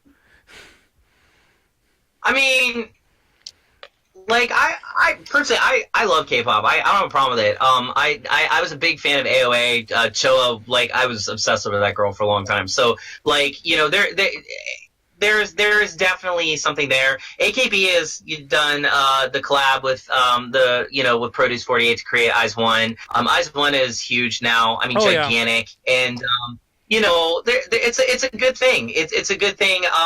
But the thing is K-pop, it naturally appeals, I think, more to Westerners because it sounds like Western music to me. It has K-pop flavor, of course. I mean, there is some elements that I think are distinctly K-pop, but it sounds like it could easily be a Western, hip-hop song in most cases, or like a good R&B or whatever you want to call it. It feels very Western to me. Japanese idol music is totally left field different. And so, can we ride on the wave on Japanese? I would say yes, because here's the thing. If you are interested in Asian music and you don't know where to start, and there's K-pop right in your face, you may start getting into K-pop, and K-pop might lead you to Eyes One, and Eyes One might lead you to, oh, who's this Japanese group, AKB? AKB might lead you to boom, boom, boom, boom, boom. Next thing you know, you're coming to little shit clubs in Tokyo watching Chica idols. So, I mean, it could be a gateway. And I don't care what the gateway is, if it works for you, whether you're from China or from America or wherever, if you're going to come into this world and listen to Asian music, I'm all about it. I think it's great. And also, again, I have nothing against K-pop. That's a whole other discussion. But I would say K-pop merging us into J-pop, it could happen. Especially with AKB being this bridge with Eyes One now. People might naturally begin to question. Like, I run 48 Talk with my friends from the Netherlands. Oh, yeah, good point. And, we have a gigantic amount of fans anytime we talk about Produce 48 or Eyes One, anytime it's like boom, boom, like our views go way up, our comments go up, and it's all from K-pop fans, all. And we've seen a couple of them in particular stick around now, and they're like, yeah, we're J-pop fans now, we're Idol fans now because we didn't even know this existed. So boom, mission accomplished. So I think that, yeah, we could I don't necessarily say ride it, but I would say more like we could benefit from it. Yeah. Sure. And also, it's to me, it's like this. Good music is good music. Whether it's if your flavor that you love is like cute, really perfect looking Asian girls doing K-pop, like crazy dancing, that borders a lot on the sensual and sexy in some cases, and good beats and good drops, and in K-pop there's always a rap part. If you like that, maybe you might want to give maybe this J-pop group a try. Like there's the underground group Rhineberry. Yeah. Rhineberry is all rap. They don't got mixes or anything. It's all rap. But maybe because you like the rapping in a K-pop song and you hear Rhineberry and you hear, DJ Miri or Ruika or Omochi for the first time, you're going to be like, oh my God, yeah, what is this? Because that's a beautiful thing about underground idols in Japan. There's like over 10,000 of them. Trust me, if you have a genre you like, it's probably there. I just heard the other night an idol group do a ska song, for crying out loud. So it's like, and there's also groups that do K-pop, like K-pop influence. Like there's a group called Shinsei Kaisen. I think I'm saying their name right. I always botch it. We love them. They love us. Like we're good friends with them. They have one song I swear is right out of a K-pop like manual, and they're beautiful and like they're like more womanly looking idols. They're not necessarily like young, like look like they're still in high school idols, and like they crush that song. So as a K-pop fan, what if you heard that song? You might instantly become a Shinsei fan. And then guess what? You're in my world now. And I'll probably see you at shows in a year. And you'll probably be seeing him much more than that. Because all it takes is that one. Just like with me. It took one blog talking about one group, talking about one show I went to, and making eye contact and getting destroyed by the Gushin at Guso's shows. Gushin are the fans of Guso, and getting completely murdered by them and loving every second. Looking at Yuripiko, one of the girls in the group, and having her just connect with me and doing a checky, which I didn't even know what that was, and trying to hug her and getting like corrected massively by their fans and staff. Be like, what are you doing? You can't touch her. And not having any clue to what I am now. I'm taking checkies now for people. I'm helping people learn about it. It's crazy, but all it takes is one. So that group is K-pop. Awesome. You know what I'm saying? Yeah. So, and it's good you're doing an interview with them, by the way. And I think that's a great thing. And I hope a lot more. You know what I really would like to see? Chinese idols. No, it's funny. Never hear no, about... It's funny you bring that up because that's actually where I started. I've been trying to focus it. Now, for anyone who's watching the podcast for a long time, you might know that I keep teasing it that we're doing A to M, which is like the A, like Mandarin. Like because we have a huge presence in Taiwan, and we also through our own members, and then I formed one in Shanghai specifically. I'm trying to get more people in other areas, but Shanghai is very much like its own like ecosystem, for lack of a better word. Sure. Yeah. I know what you mean. Yeah. So I got people there, and that's exactly what we're trying to do. There's a little more red tape involved just because it's China. And also, and also because it's hard. It's a little hard to communicate because they don't have the same through email and stuff like that. But social media is completely different, all that kind of nonsense. But we are working on it. So if you want to look at some C-pop, keep an eye on us in general, not just you, Derek, but in the chat. And if you don't, let us know because I do want feedback. Nope, because nobody really knows how far I'm already going. But we have interviews lined up with a lot of both Chinese and Korean artists. Like I said, one Korean one's been done for a week. I just don't know what to do with it. Like, do we make a new site? Do we just add a section? We'll just add a section. I can't tell you that right now. I made the decision. If I were you, like, I would definitely keep it all under your brand name. Build it. And then also, too, all the people out there that are watching this or in the chat or whatever, like, listen to what this dude's saying. Man, like, he's trying to bring you stuff that it always takes one guy or one person or a group or like Maniac with Homicidals doing what he's done with Homicidals for so long. you guys are invaluable because you guys are the reason that we get fans. You guys are the reasons why people learn about stuff. I can't wait for your C-pop stuff. I'm literally just dying to see it because I'm really fascinated by that world. Because it's like this uncharted territory. It really is. I mean, anything K-pop would be cool. It really is. So definitely support Manny, you guys, if you guys are watching. This is a good thing. This is a really, really good thing.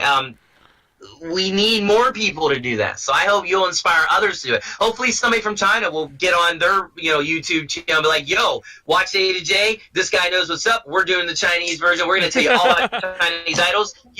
Do it. Make it happen. I will watch. I'll be one of your first subscribers. I promise. Nice. I will say this. There's a commenter occasionally on Homicidals who I think he's just like into like Pan-Asian like period. He's got some really diverse taste. He's pointed me towards some really interesting Chinese pop stuff that does like a lot of like what we've seen happen in the Japanese idol scene where they're taking like rock and metal elements but having like their equivalent of an idol group do the performance, and men and women both, and it's like it's a trip. It's an interesting take on it, but it is enough. Like that's the thing. I think a lot of people who if you're listening tonight, the reason you're doing it is because you're into this, and the reason you got into this is because you have a curiosity about yourself. You like to learn about new things. Like take the time. Go down some of those rabbit holes, man. You'll never know what you find, and you never know what you're gonna like when you see it. I mean, you again, not to keep kissing your ass, but I have to. I just have to. Like you're really responsible for a lot of the content in my head about idols in my early period with this. I was literally ravaging your site as much as I could to learn. For anytime you guys post, I'm like, oh, new post, and it was just like. It was like my Bible for the longest time because you were the only one really I knew that was doing it. You and John from straight from Japan. It's just like I really thrive off that. I'm really into K-pop, but also like I'm into like K-rap. Like there's this underground artist. Her name's Choi Sam, and Choi Sam is like straight up the most badass motherfucking rapper I've ever heard in my life ever. This girl is so amazing, and when you see her, she's like all goth looking. It looks like she's like one step away from like slicing her wrist, and I mean that with all love. But it's like she can rap. She wraps circles around people, and she's got this like really tough like I'll kick your ass voice, and it's like I'm obsessed over this girl. I want her to like play shows that I'm putting. I want to figure out a way to get Necromine her on stage, and it makes sense. It doesn't right now, but I mean it's just like. You find groups like that, and it's all because, and I found her, they're a blogger. There's somebody just saying, you got to check out this girl. And I'm like, this gothic-looking Korean girl who raps, huh? Oh my God, hooked. I have like all of her songs. And she's all like independent, like do it herself. So the point is like, Manny, you guys are contributing something really valuable, but we need more. We need more people, especially, I would say, start in your niche, what you like. If your thing is Kodomo Mental and you like groups like, Tsutsure and Kakuryo and stuff, just do that. Just do a Kodomo Mental blog and give us updates and be the authority on that. You know what I'm saying? Or whatever your case is. I mean, not all of us can be like Manny and just do like 100 things. I know. Like he even said, that's his thing. That's what he's good at. He's good at spreading the love. And, that's awesome. So you gotta find what you like. Sorry to make it all preachy here to people, but I just think it's important to do the PSA here and say this because it's like really this is a good opportunity for people to understand that number one thing about idols and about this is community. We gotta have a community. That's why I'm here. That's why I'm doing this and Homicidals because like I want us to be a community. I want us to all help and support each other. That's the only reason why I'm here because I don't really like Manny. No, just kidding. Oh my God! You too, man. No, 100%. Yeah, I just thought it'd be funny. The best part. No, I'll get to the best part 1 second. I want to wax poetic on Maniac a bit more too. I've told you many times. Whenever I'm trying to research a topic. I can't tell you how many times I Google an artist, like a fairly obscure chica idol. I'm like, I'm not going to find anything. And I'm like, oh, look, there's something in English. Yeah. And I'll click on it, and it's fucking Homicidals. And I'm like, oh, my God. I'm telling you. They're just crazy. No, but to go back, to go back, by the way, it's so funny because, like, we were talking about like addressing like, you know, some of our past confused differences. We'll call it that, like between you and me. And I was talking to somebody in a chat, and I literally just finished saying, I show you the screen, but it's also like a big chat, so I don't want to show you the whole thing. But I just finished saying, like, oh my god, I really love this Derek guy. He's awesome, like completely winning me over. And literally, I hit send. I sent a giant thumb, and this, like, I don't know if you saw, I was looking away. The second I hit the thumb, you're like, except for Manny, I hate it. I'm like, whoa! It's like. Like he saw. No, I'm just kidding. I'm just busting your. No, I know you're messing with me. I know you're messing with me. No, but I do think it's cool, man. It's great. I don't know. Funny, though. I think you soft addressed a lot of the points and issues we made before, and by before I mean in the previous podcast with Maniac. If not directly, then by some of the other stuff you mentioned. Like you mentioned the ticket thing, which, to be honest, I think the ticket thing was our biggest gripe on that podcast, and you explained that already. That's right. And it mostly stemmed from that. Everything else. Trust me, man. I wrestled with that internally because I really didn't want to charge people that.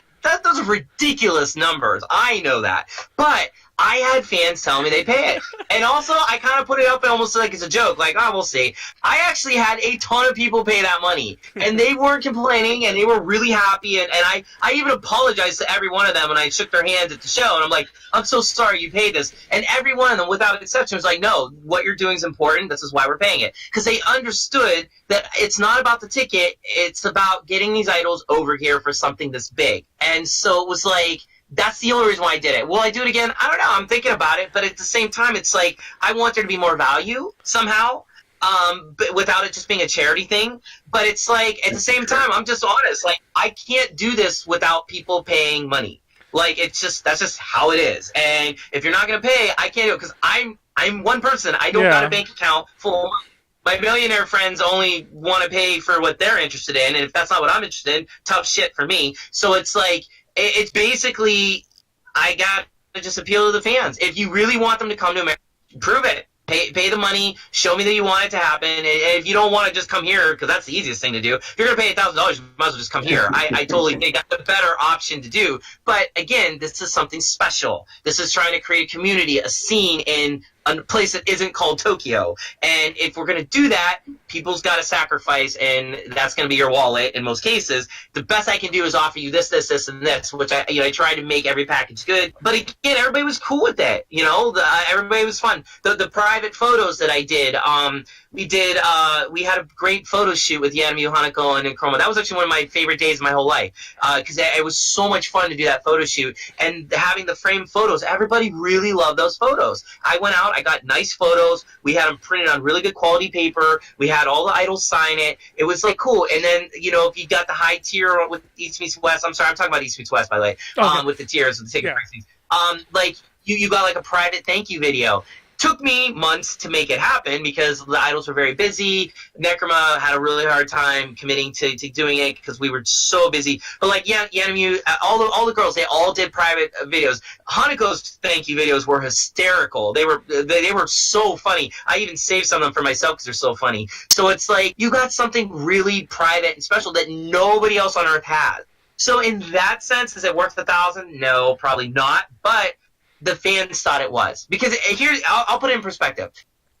My biggest Kami Oshi, again, I'm not really allowed to have Oshis because I'm of staff, but just for hypothetical sake, Ricky knows. I just can't. It's like, again, it's weird for that girl. She knows that, and I'm working with her. It's like, ew, you're creepy. Like, you're supposed to be Caucasian. No, because I'm Caucasian. I can't be like it. But just for argument's sake, one of the girls, I really support is Nonamura from Kakuyo Terror Architect, who unfortunately just withdrew from Kakuyo, which means I don't support them anymore. But Nonamura was like this enigma, this mystery to me. If I was still a fan, if I was like a fan, not a staff, and somebody said for $1,000 you could get a thank you video, you could get a picture, you could meet her, you could do all this stuff, I would legitimately consider it because that's how much I like her. Because money wouldn't matter to me at that point. But is that everybody's thinking? No, of course not. And that's okay. Like, it's really, where are you at with your money? Can you afford it? Can you do it? Is it really worth that? And if you can't, it doesn't mean you're less of a fan. It doesn't mean you're not, like there's no Namura fans that are way bigger than me that probably couldn't afford that. But it's just, if you can do it, do it. That's cool. Because it's all about supporting these idols. You know what I'm saying? So I would even do that. So I didn't ask people to do anything I wouldn't do myself. And that's something I never could convey that really to people. I'm only going to ask people what I would do. But at the same time, if you can't do it, you can't do it. Like, it's cool. Just keep in mind, if you can't do it, then the shit can't happen. Because a lot of cases with me, I'm really begging. I'm saying, hey, if you want to have it, I have the connections. I have the trust of the idols. I can go into a room and I can get an idol to say yes. But I need the money.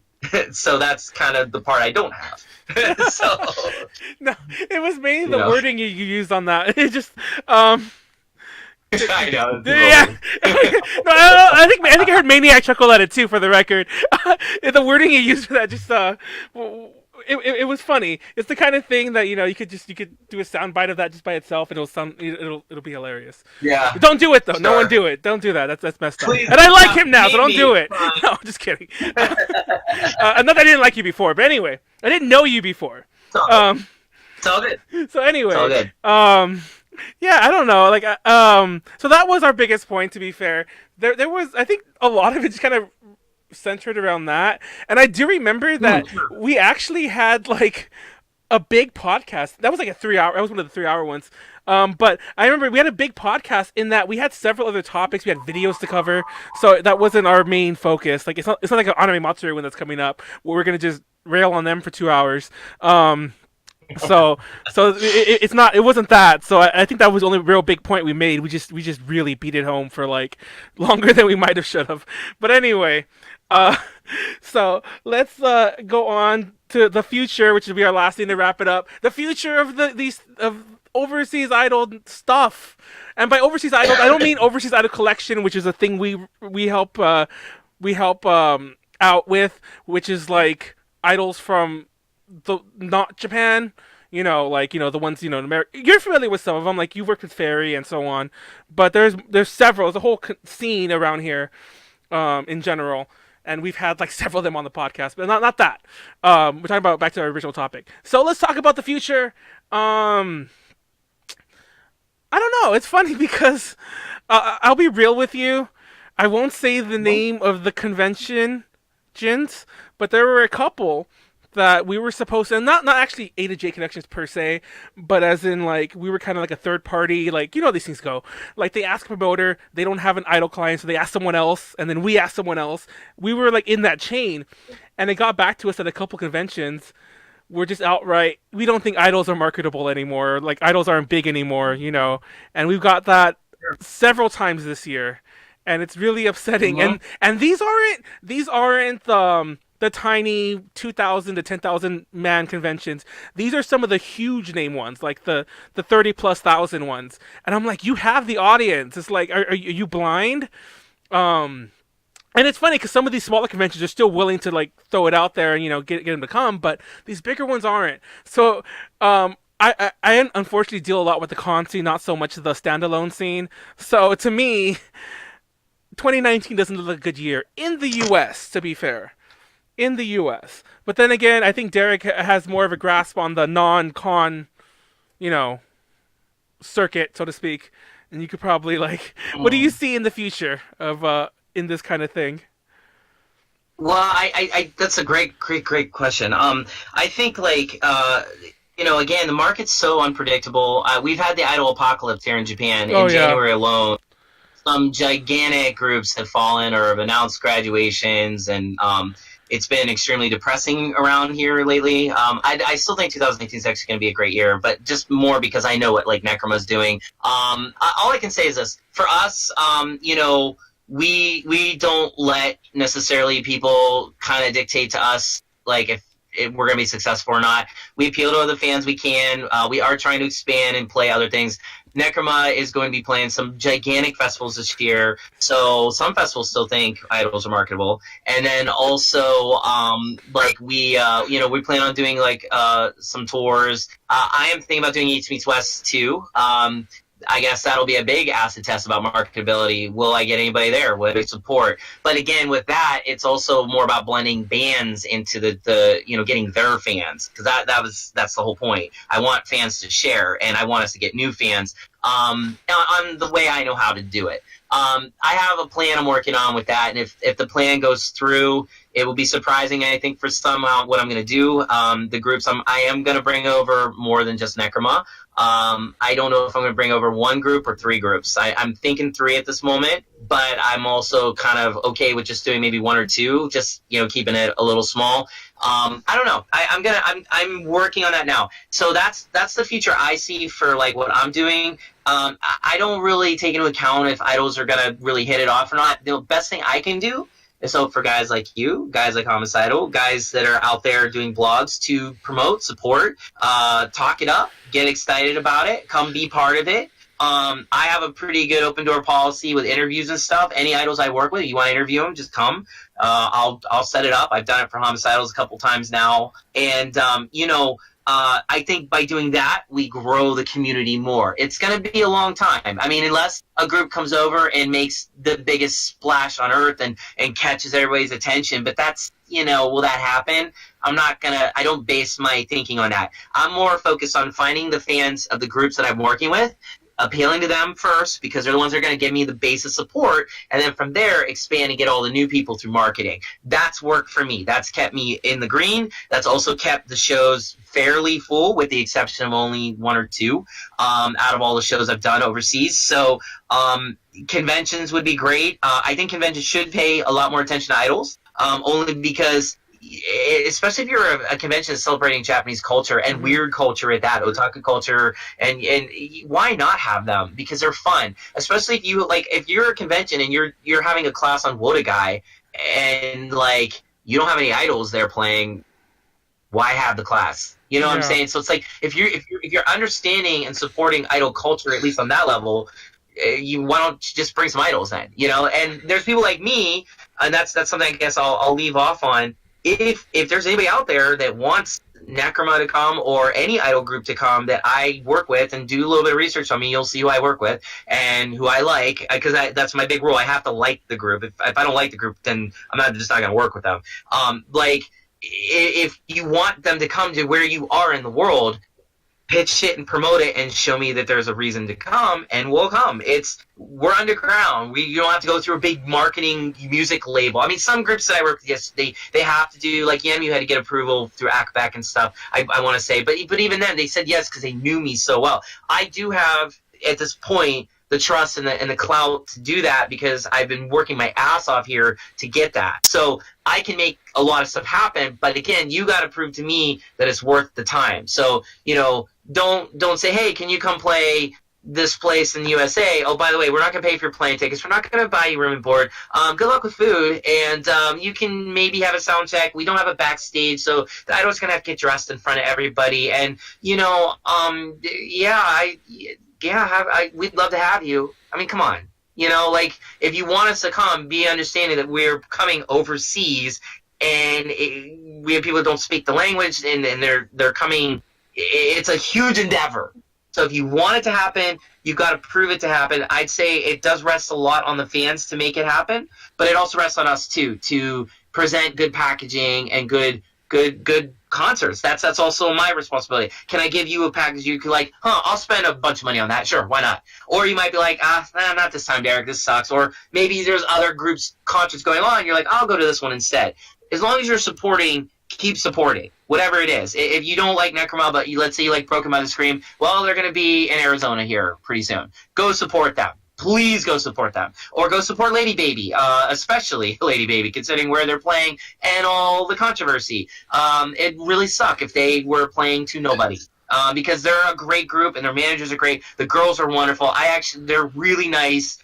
Every interaction I've ever had with Lady Baby backstage has been nothing but incredible. They're solid. They're a solid group. And if you want a particular group and you got money, hit me up. Because maybe I can make it happen. if I like them, I'll help it. I mean, you know, if you're serious, I mean, we're really open here because we're underground, so we want to keep expanding. And just if you're a blogger and you like Japanese idols and you can't afford to come to Japan or come to big shows or fly cross country to see a group, blog about them, talk about them, you know, create something. You never know who might be like, hey, here's a ticket. You just never know. I'm just putting that out there. Maniac. What Derek said. No, I mean, like, That was like what Derek said. Mic drop. I'll go on.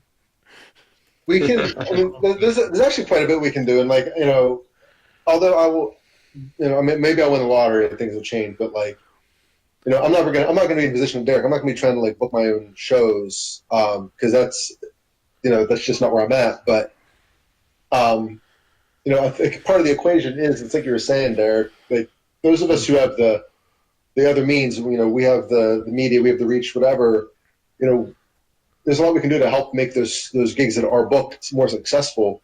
And like, I was just sitting here while you were talking, I was just trying to think like opportunities to get idols in the performance spaces. And like, you know, I talk out loud all the time about the Cherry Blossom Festival here in DC.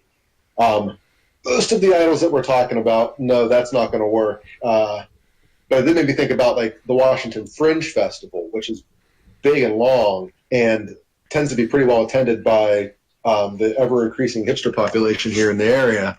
You know, the right group here for like, you know, here for a week, bouncing between venues and doing a few appearances here and there, might be able to do okay with that. I don't know whether it makes out the actual financial risk is realized. I'm not going to try to venture that guess, but you know, there's a good chance you can become like the talk of the event kind of thing, or like I mean, it's when summertime happens, and there's always like a ton of small music festivals, like just kind of dotting the landscape.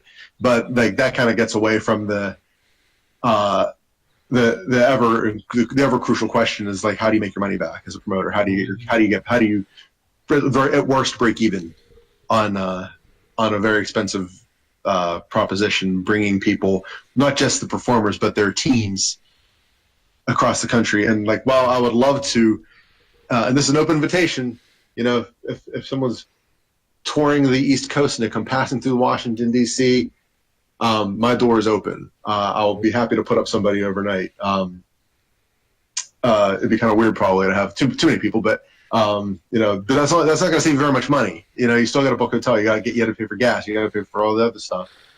Not to mention probably paying for venues in a lot of cases before tickets are even printed.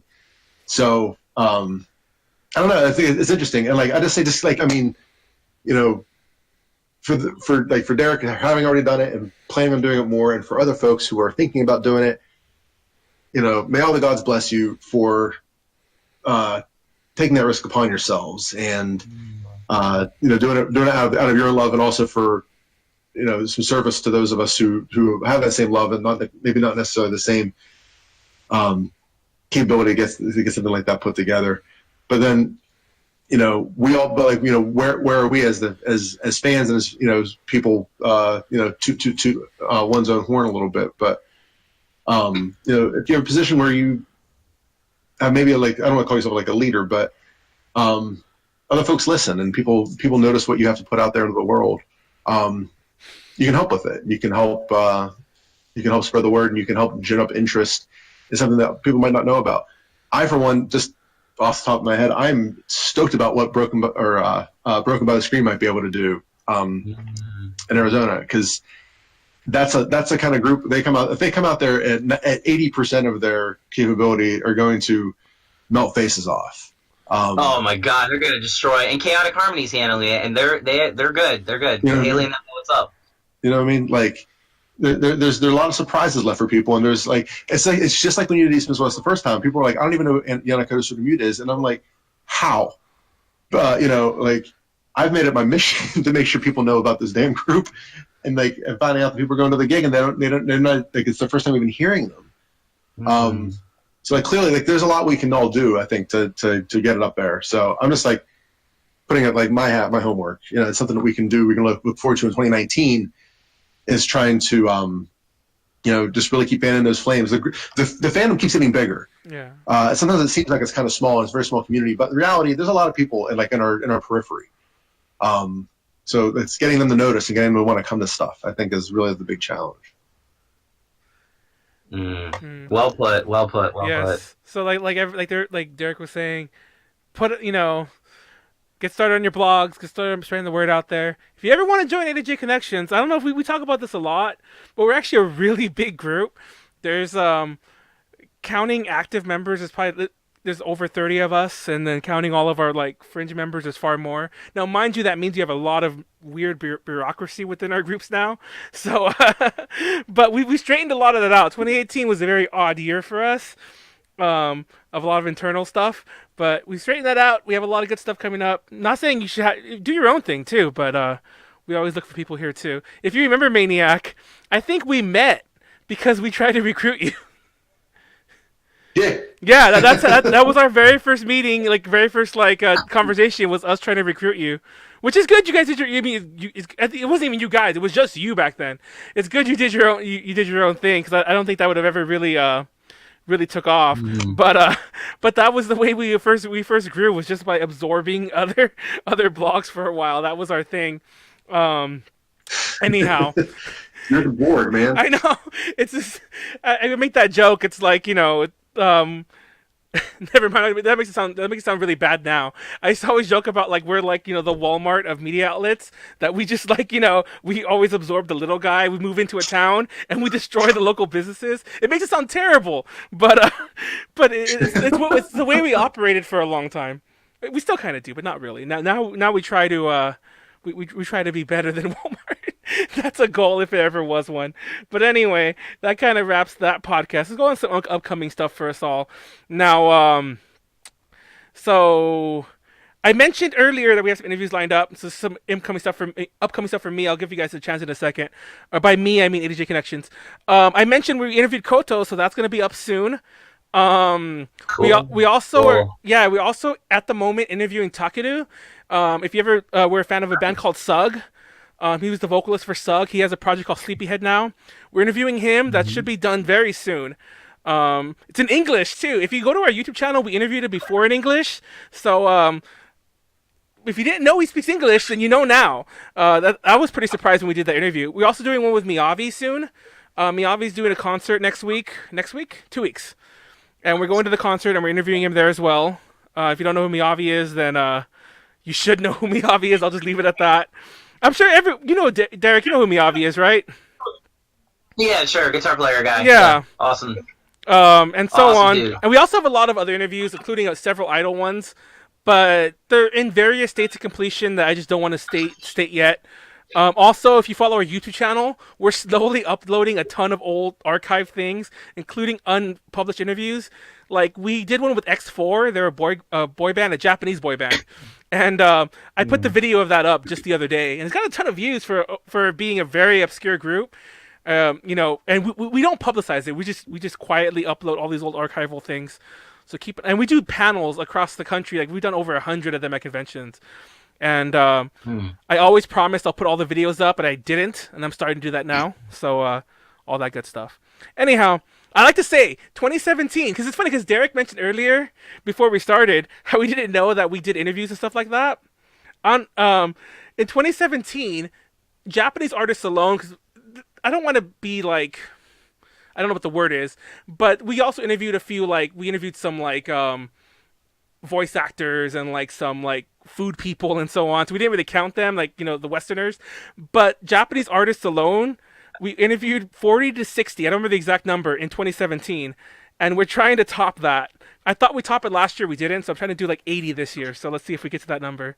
But then again, quality over quantity. But I also want to get so much stuff out there. I don't know if that's a good thing or a bad thing. If I had my way, I'd interview everyone. And I mean everyone. So yeah. We're also starting a new podcast called the Offshore Podcast. Keep an eye out for that. It's going to be on Overseas Idols, and we're doing that in conjunction with Overseas Idol Collection. So keep an eye out for that. And I think that's it. Just keep an eye out for everything on our social media. Follow social media. And if you and interact with us. I like to have fun with it, and I'm not the only one who replies sometimes. So it's really funny to get our different moods, because like there's several of us who use the social media, so it's funny because you don't know who replies to you sometimes. You can get someone really crazy, or somebody who wants to shitpost, or somebody who wants to be all serious. So you never know what you're gonna get. I don't know if that's a good social media marketing strategy, but it's what we're doing on Twitter. So go hit us up. So what's new upcoming with you, Maniac? I mean, not a whole lot. It's almost tournament time, which I know everybody's perfectly sick of already. But that it's gonna be. I don't know. I don't exactly know what I want to do this year, but I want to do something different. The old model, I think I've exhausted in terms of possibilities. It can't possibly be funny at this point, so I need to try to do something different. But stay tuned. The season is upon us. That it is. What's new with you, Derek? You already mentioned some of your upcoming things. Anything else like closely upcoming or new concerts you're going to in general? Yeah, well, let me just plug a few things. So, again, I'm part of 48 Talk podcast. Lately, we've been getting a gigantic amount of views from a lot of the Thai fans, because we've been covering BNK48 and their like meteoric rise in Thailand. It's been insane. So check out 48 Talk. We release it every week, usually on Mondays. I don't know what the time difference is, but you can just go on YouTube. It's 48 Talk. Also, I do a show with Nogi Nick, who works with Nogizaka 46 and Necroma, and it's called The Witching Hour, and basically it's like a variety show. It's every 2 weeks. That's actually what's been on Twitch. On Big in Japan is the Twitch channel, but now we've moved it to the NECRONOMIDOL YouTube, so it'll be on that's every 2 Mondays. It's bi-weekly, so it's every Monday. Well, it's noon in Japan, so I don't know, whatever that is, wherever you're at in the world. But we usually have Necroma guests on. They interact with Nick's, he has like a manzai duo, him and Takakua, and then that's his partner. And now we're thinking about having other idols on, so we might have some surprise guests coming up, especially Valentine's Day is going to be upon us, so we might do a Valentine's Day special with a certain idol group. Also, a couple other things. I have a Patreon, like they were saying, it's patreon.com/Derek Vasconi, DEREK VASCONI. Please go and support me. I don't update it as regularly as I should, but I do put a lot of like blogs that I write on there, because I can't really put them out in public anymore. So you'll get a lot of private access to like internal thoughts, things that are going on in my world, like here in Japan. Like if you want like an inside view of the idol world, like I try to give a lot of insider stuff without crossing over the privacy and boundaries of the people I'm working with. And I think I'm doing a good job that I always check with people to make sure, is it okay I say this? Okay, I say that. And then also visit my website, derekvasconi.com. I have a ton of blog entries on there from my trips to Japan as a fan, my transition as a staff member. I talk about the tours I've done for Necroma, and then also a bunch of stuff on AKB, of course, and then just my own personal stuff. I'm an author, so I've written some stuff, so check that out. And then last thing is, with Necroma, we are doing monthly takeis, which is like a sponsored show that we do, and next month we are doing it with Yanakoto Sotomito, as I was saying, and then after that we'll be doing it with Kinoku Hotaru, which is a great, crazy, insane group. They're not idol; they're more like indie, but they're just a bunch of girls that are just nuts. I know that's the worst description ever for a group. I'm not doing them justice. They're just amazing. And then we have a one-man live coming up in April at Kinema Club. So if you're in Japan and you want to come check out Necroma, please come check out. We have a bunch of great shows, but these are some of the highlight ones. And all I gotta say is be on the lookout this summer, because Necroma has some absolutely amazing announcements coming up that we'll be announcing. And and we're also doing a movie. We're filming a movie right now. We're doing it in installments. So every time you come to one of our takeis, we're going to show you a little bit. We just showed part 1 this week at our first monthly takeie we did. So we'll have the whole thing showing at the One Man Live and its completion.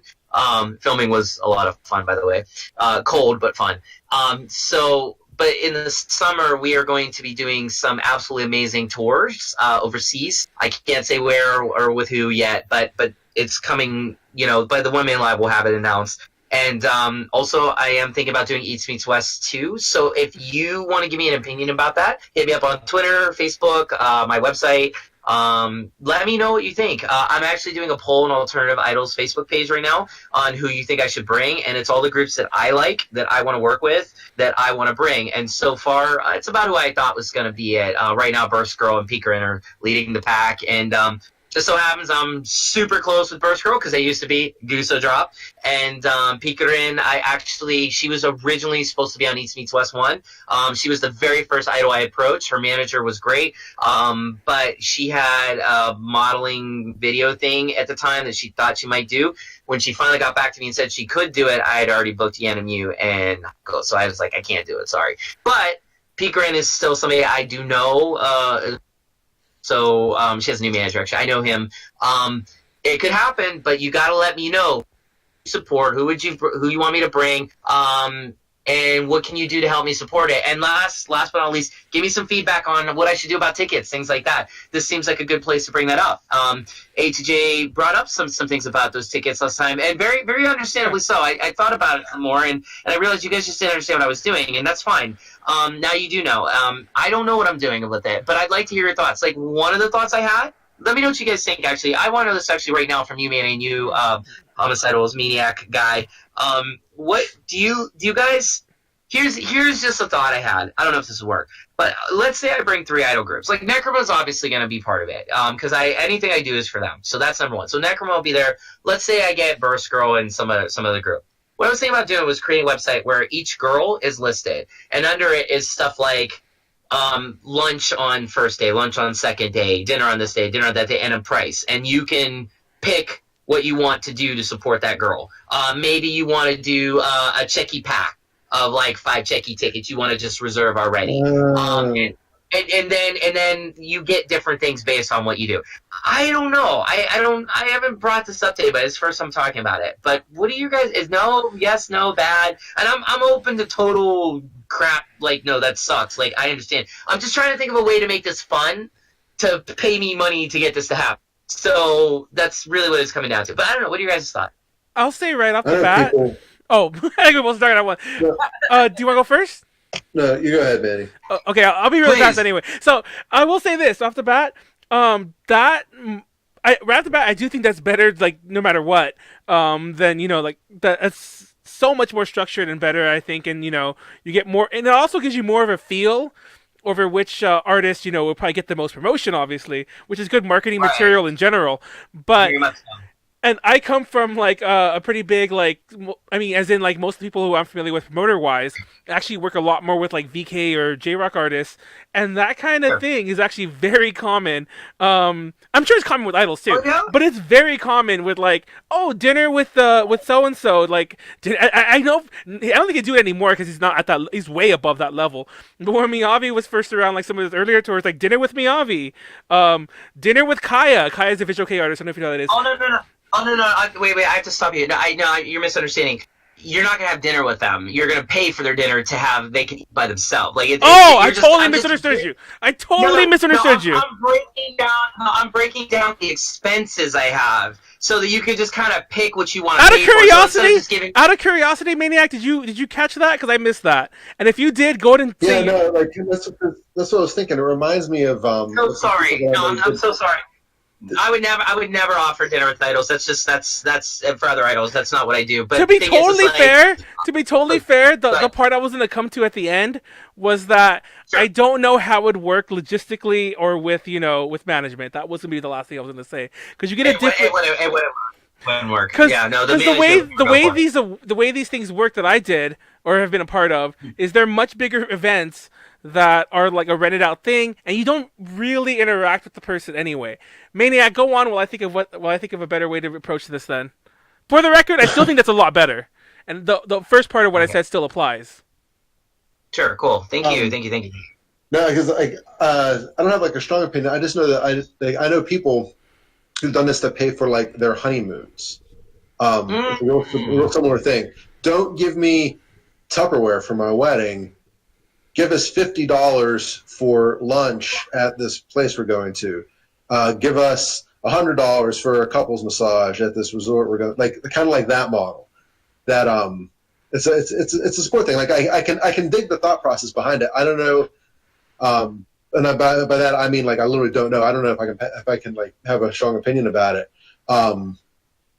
If it would work in this case. But on the other hand, if you're mostly selling to people, if you're mostly selling to WOTA, it doesn't matter what country WOTA from WOTA be WOTA. Like the even if you're not selling lunch with the person, you're selling buy them lunch. Like crap, I'd do that. You know what I mean? Like that's an easier sell probably for me as like a revenue bonus than a lot of other VIP kind of things. Mostly because that's also because I'm weird. Like I already have a T-shirt. I don't need another T-shirt. You know what I'm saying?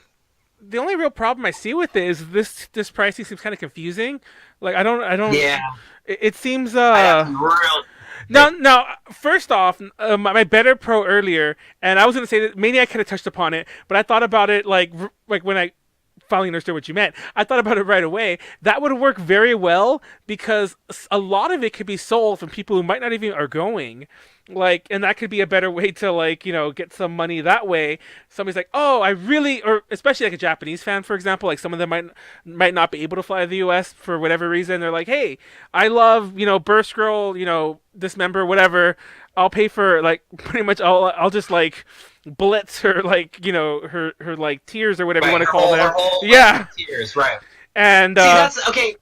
That's what I was thinking, right? Like, because this is just, I'm riffing, but it's the big thought in my mind right now is instead of doing VIP tickets this time, I'm doing a thing where I'm laying out all my finance stuff. This is how much this is going to cost me. I know how much it costs now because I did East Weeks Plus One. I know exactly what I need now. I know exactly what I need. So it's like, this is what I need, and whatever people don't pay, I'll try to cover. Then I can try to come up with the money through the patrons that I know that have money that would just give me money. Because I did have actually several people who didn't even come to East Weeks West give me a lot of money to make that happen.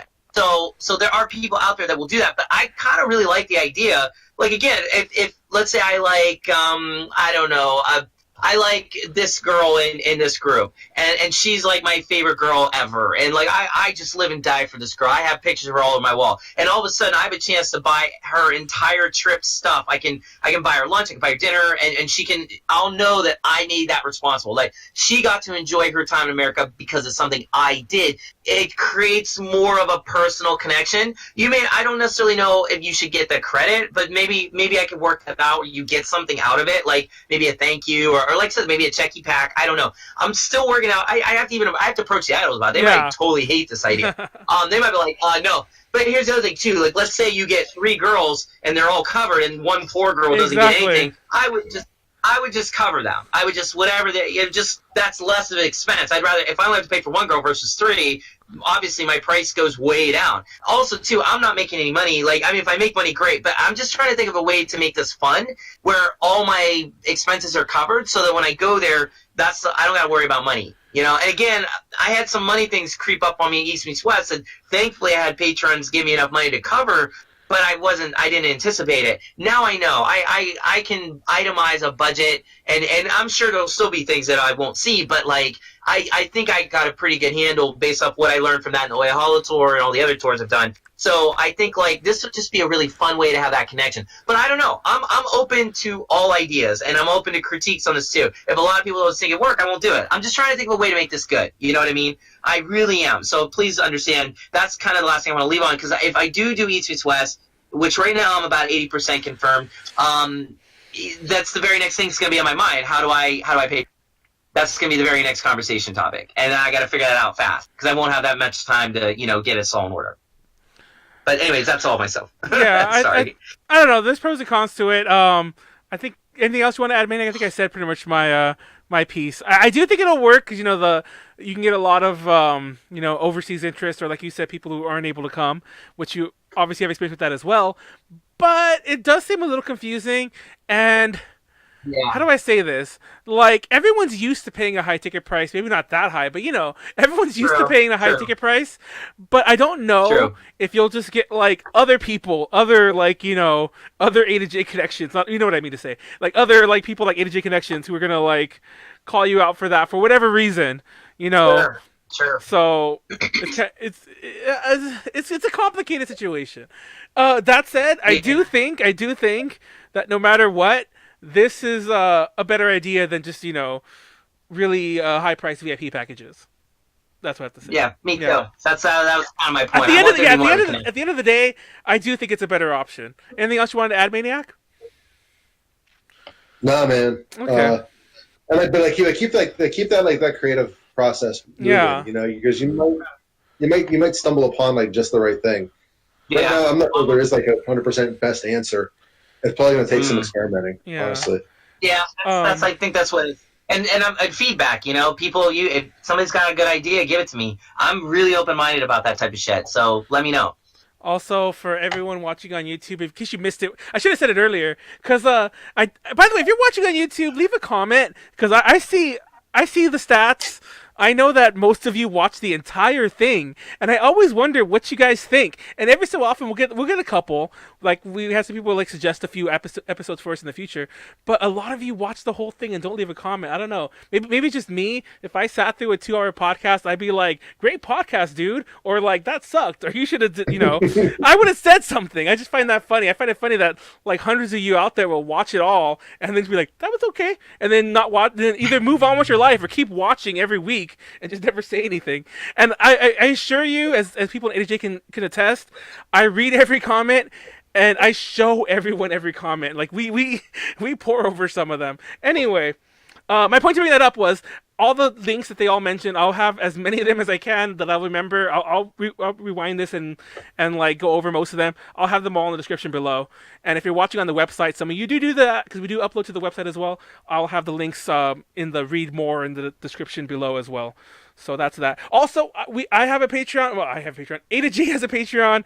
Patreon.com/AtoJ Connection. Shout out to Ed and Kenneth, our two biggest supporters who have helped us out in some of the biggest ways possible. Once again, similar to what Derek said, we don't update it as much as we should, but there is exclusive content there. Like there were some interviews that I posted there that never got approved, but I put them there in that approval process. So several of them are still there, like sitting there dormant forever. That are technically Patreon exclusive, I guess. Also, you get access to all of our interviews beforehand. So far, we haven't uploaded anything new, but that Kodo interview, the Miyabi interview, the Takeda interview, even some of the unpublished ones that aren't done yet, that just old, that we're going to put up, those will be for patrons for a week or so beforehand. And we also take suggestions. We've done many interviews in the past that we did because patrons suggested them. So we sent some emails and we got them done. So we do that. We don't advertise it enough, but we do that. That's actually a thing we do. I feel we don't promote ourselves enough sometimes. I'm just like, get in, get out. So anyway, next podcast, next Tuesday, February 19th, 7 p.m. Pacific Standard. We don't have our co-host stuff set up in line yet. We're either going to do an episode on Visual K or on Anime Matsuri. It's just scheduling once again. If it's Visual K, then that'll be a big shift from this week. But anyway, but either way, Kanara should be back. If Kanara's back, we probably won't do Visual K. We'll see what happens. Keep an eye out for the other new podcast, the Offshore one. And thank you, Derek. Thank you, Maniac, for joining me and us and everything. This is awesome. Thanks for having me on, man. Yeah, and I apologize to anyone. Like, I saw Carrie's post, and I apologize to anyone who was expecting this to be like, the world's biggest debate, where like, where we're at each other's throats or something. Because I didn't really think that was gonna happen, and I don't think I don't think Derek or Maniac thought that was really gonna happen. And I think some people did who were like waiting this podcast. So I apologize, and that didn't happen. We'll fight off screen. I don't know. We'll fight off screen. Don't worry about it. Anyway, thanks everyone. Have a nice night and good night. Good night.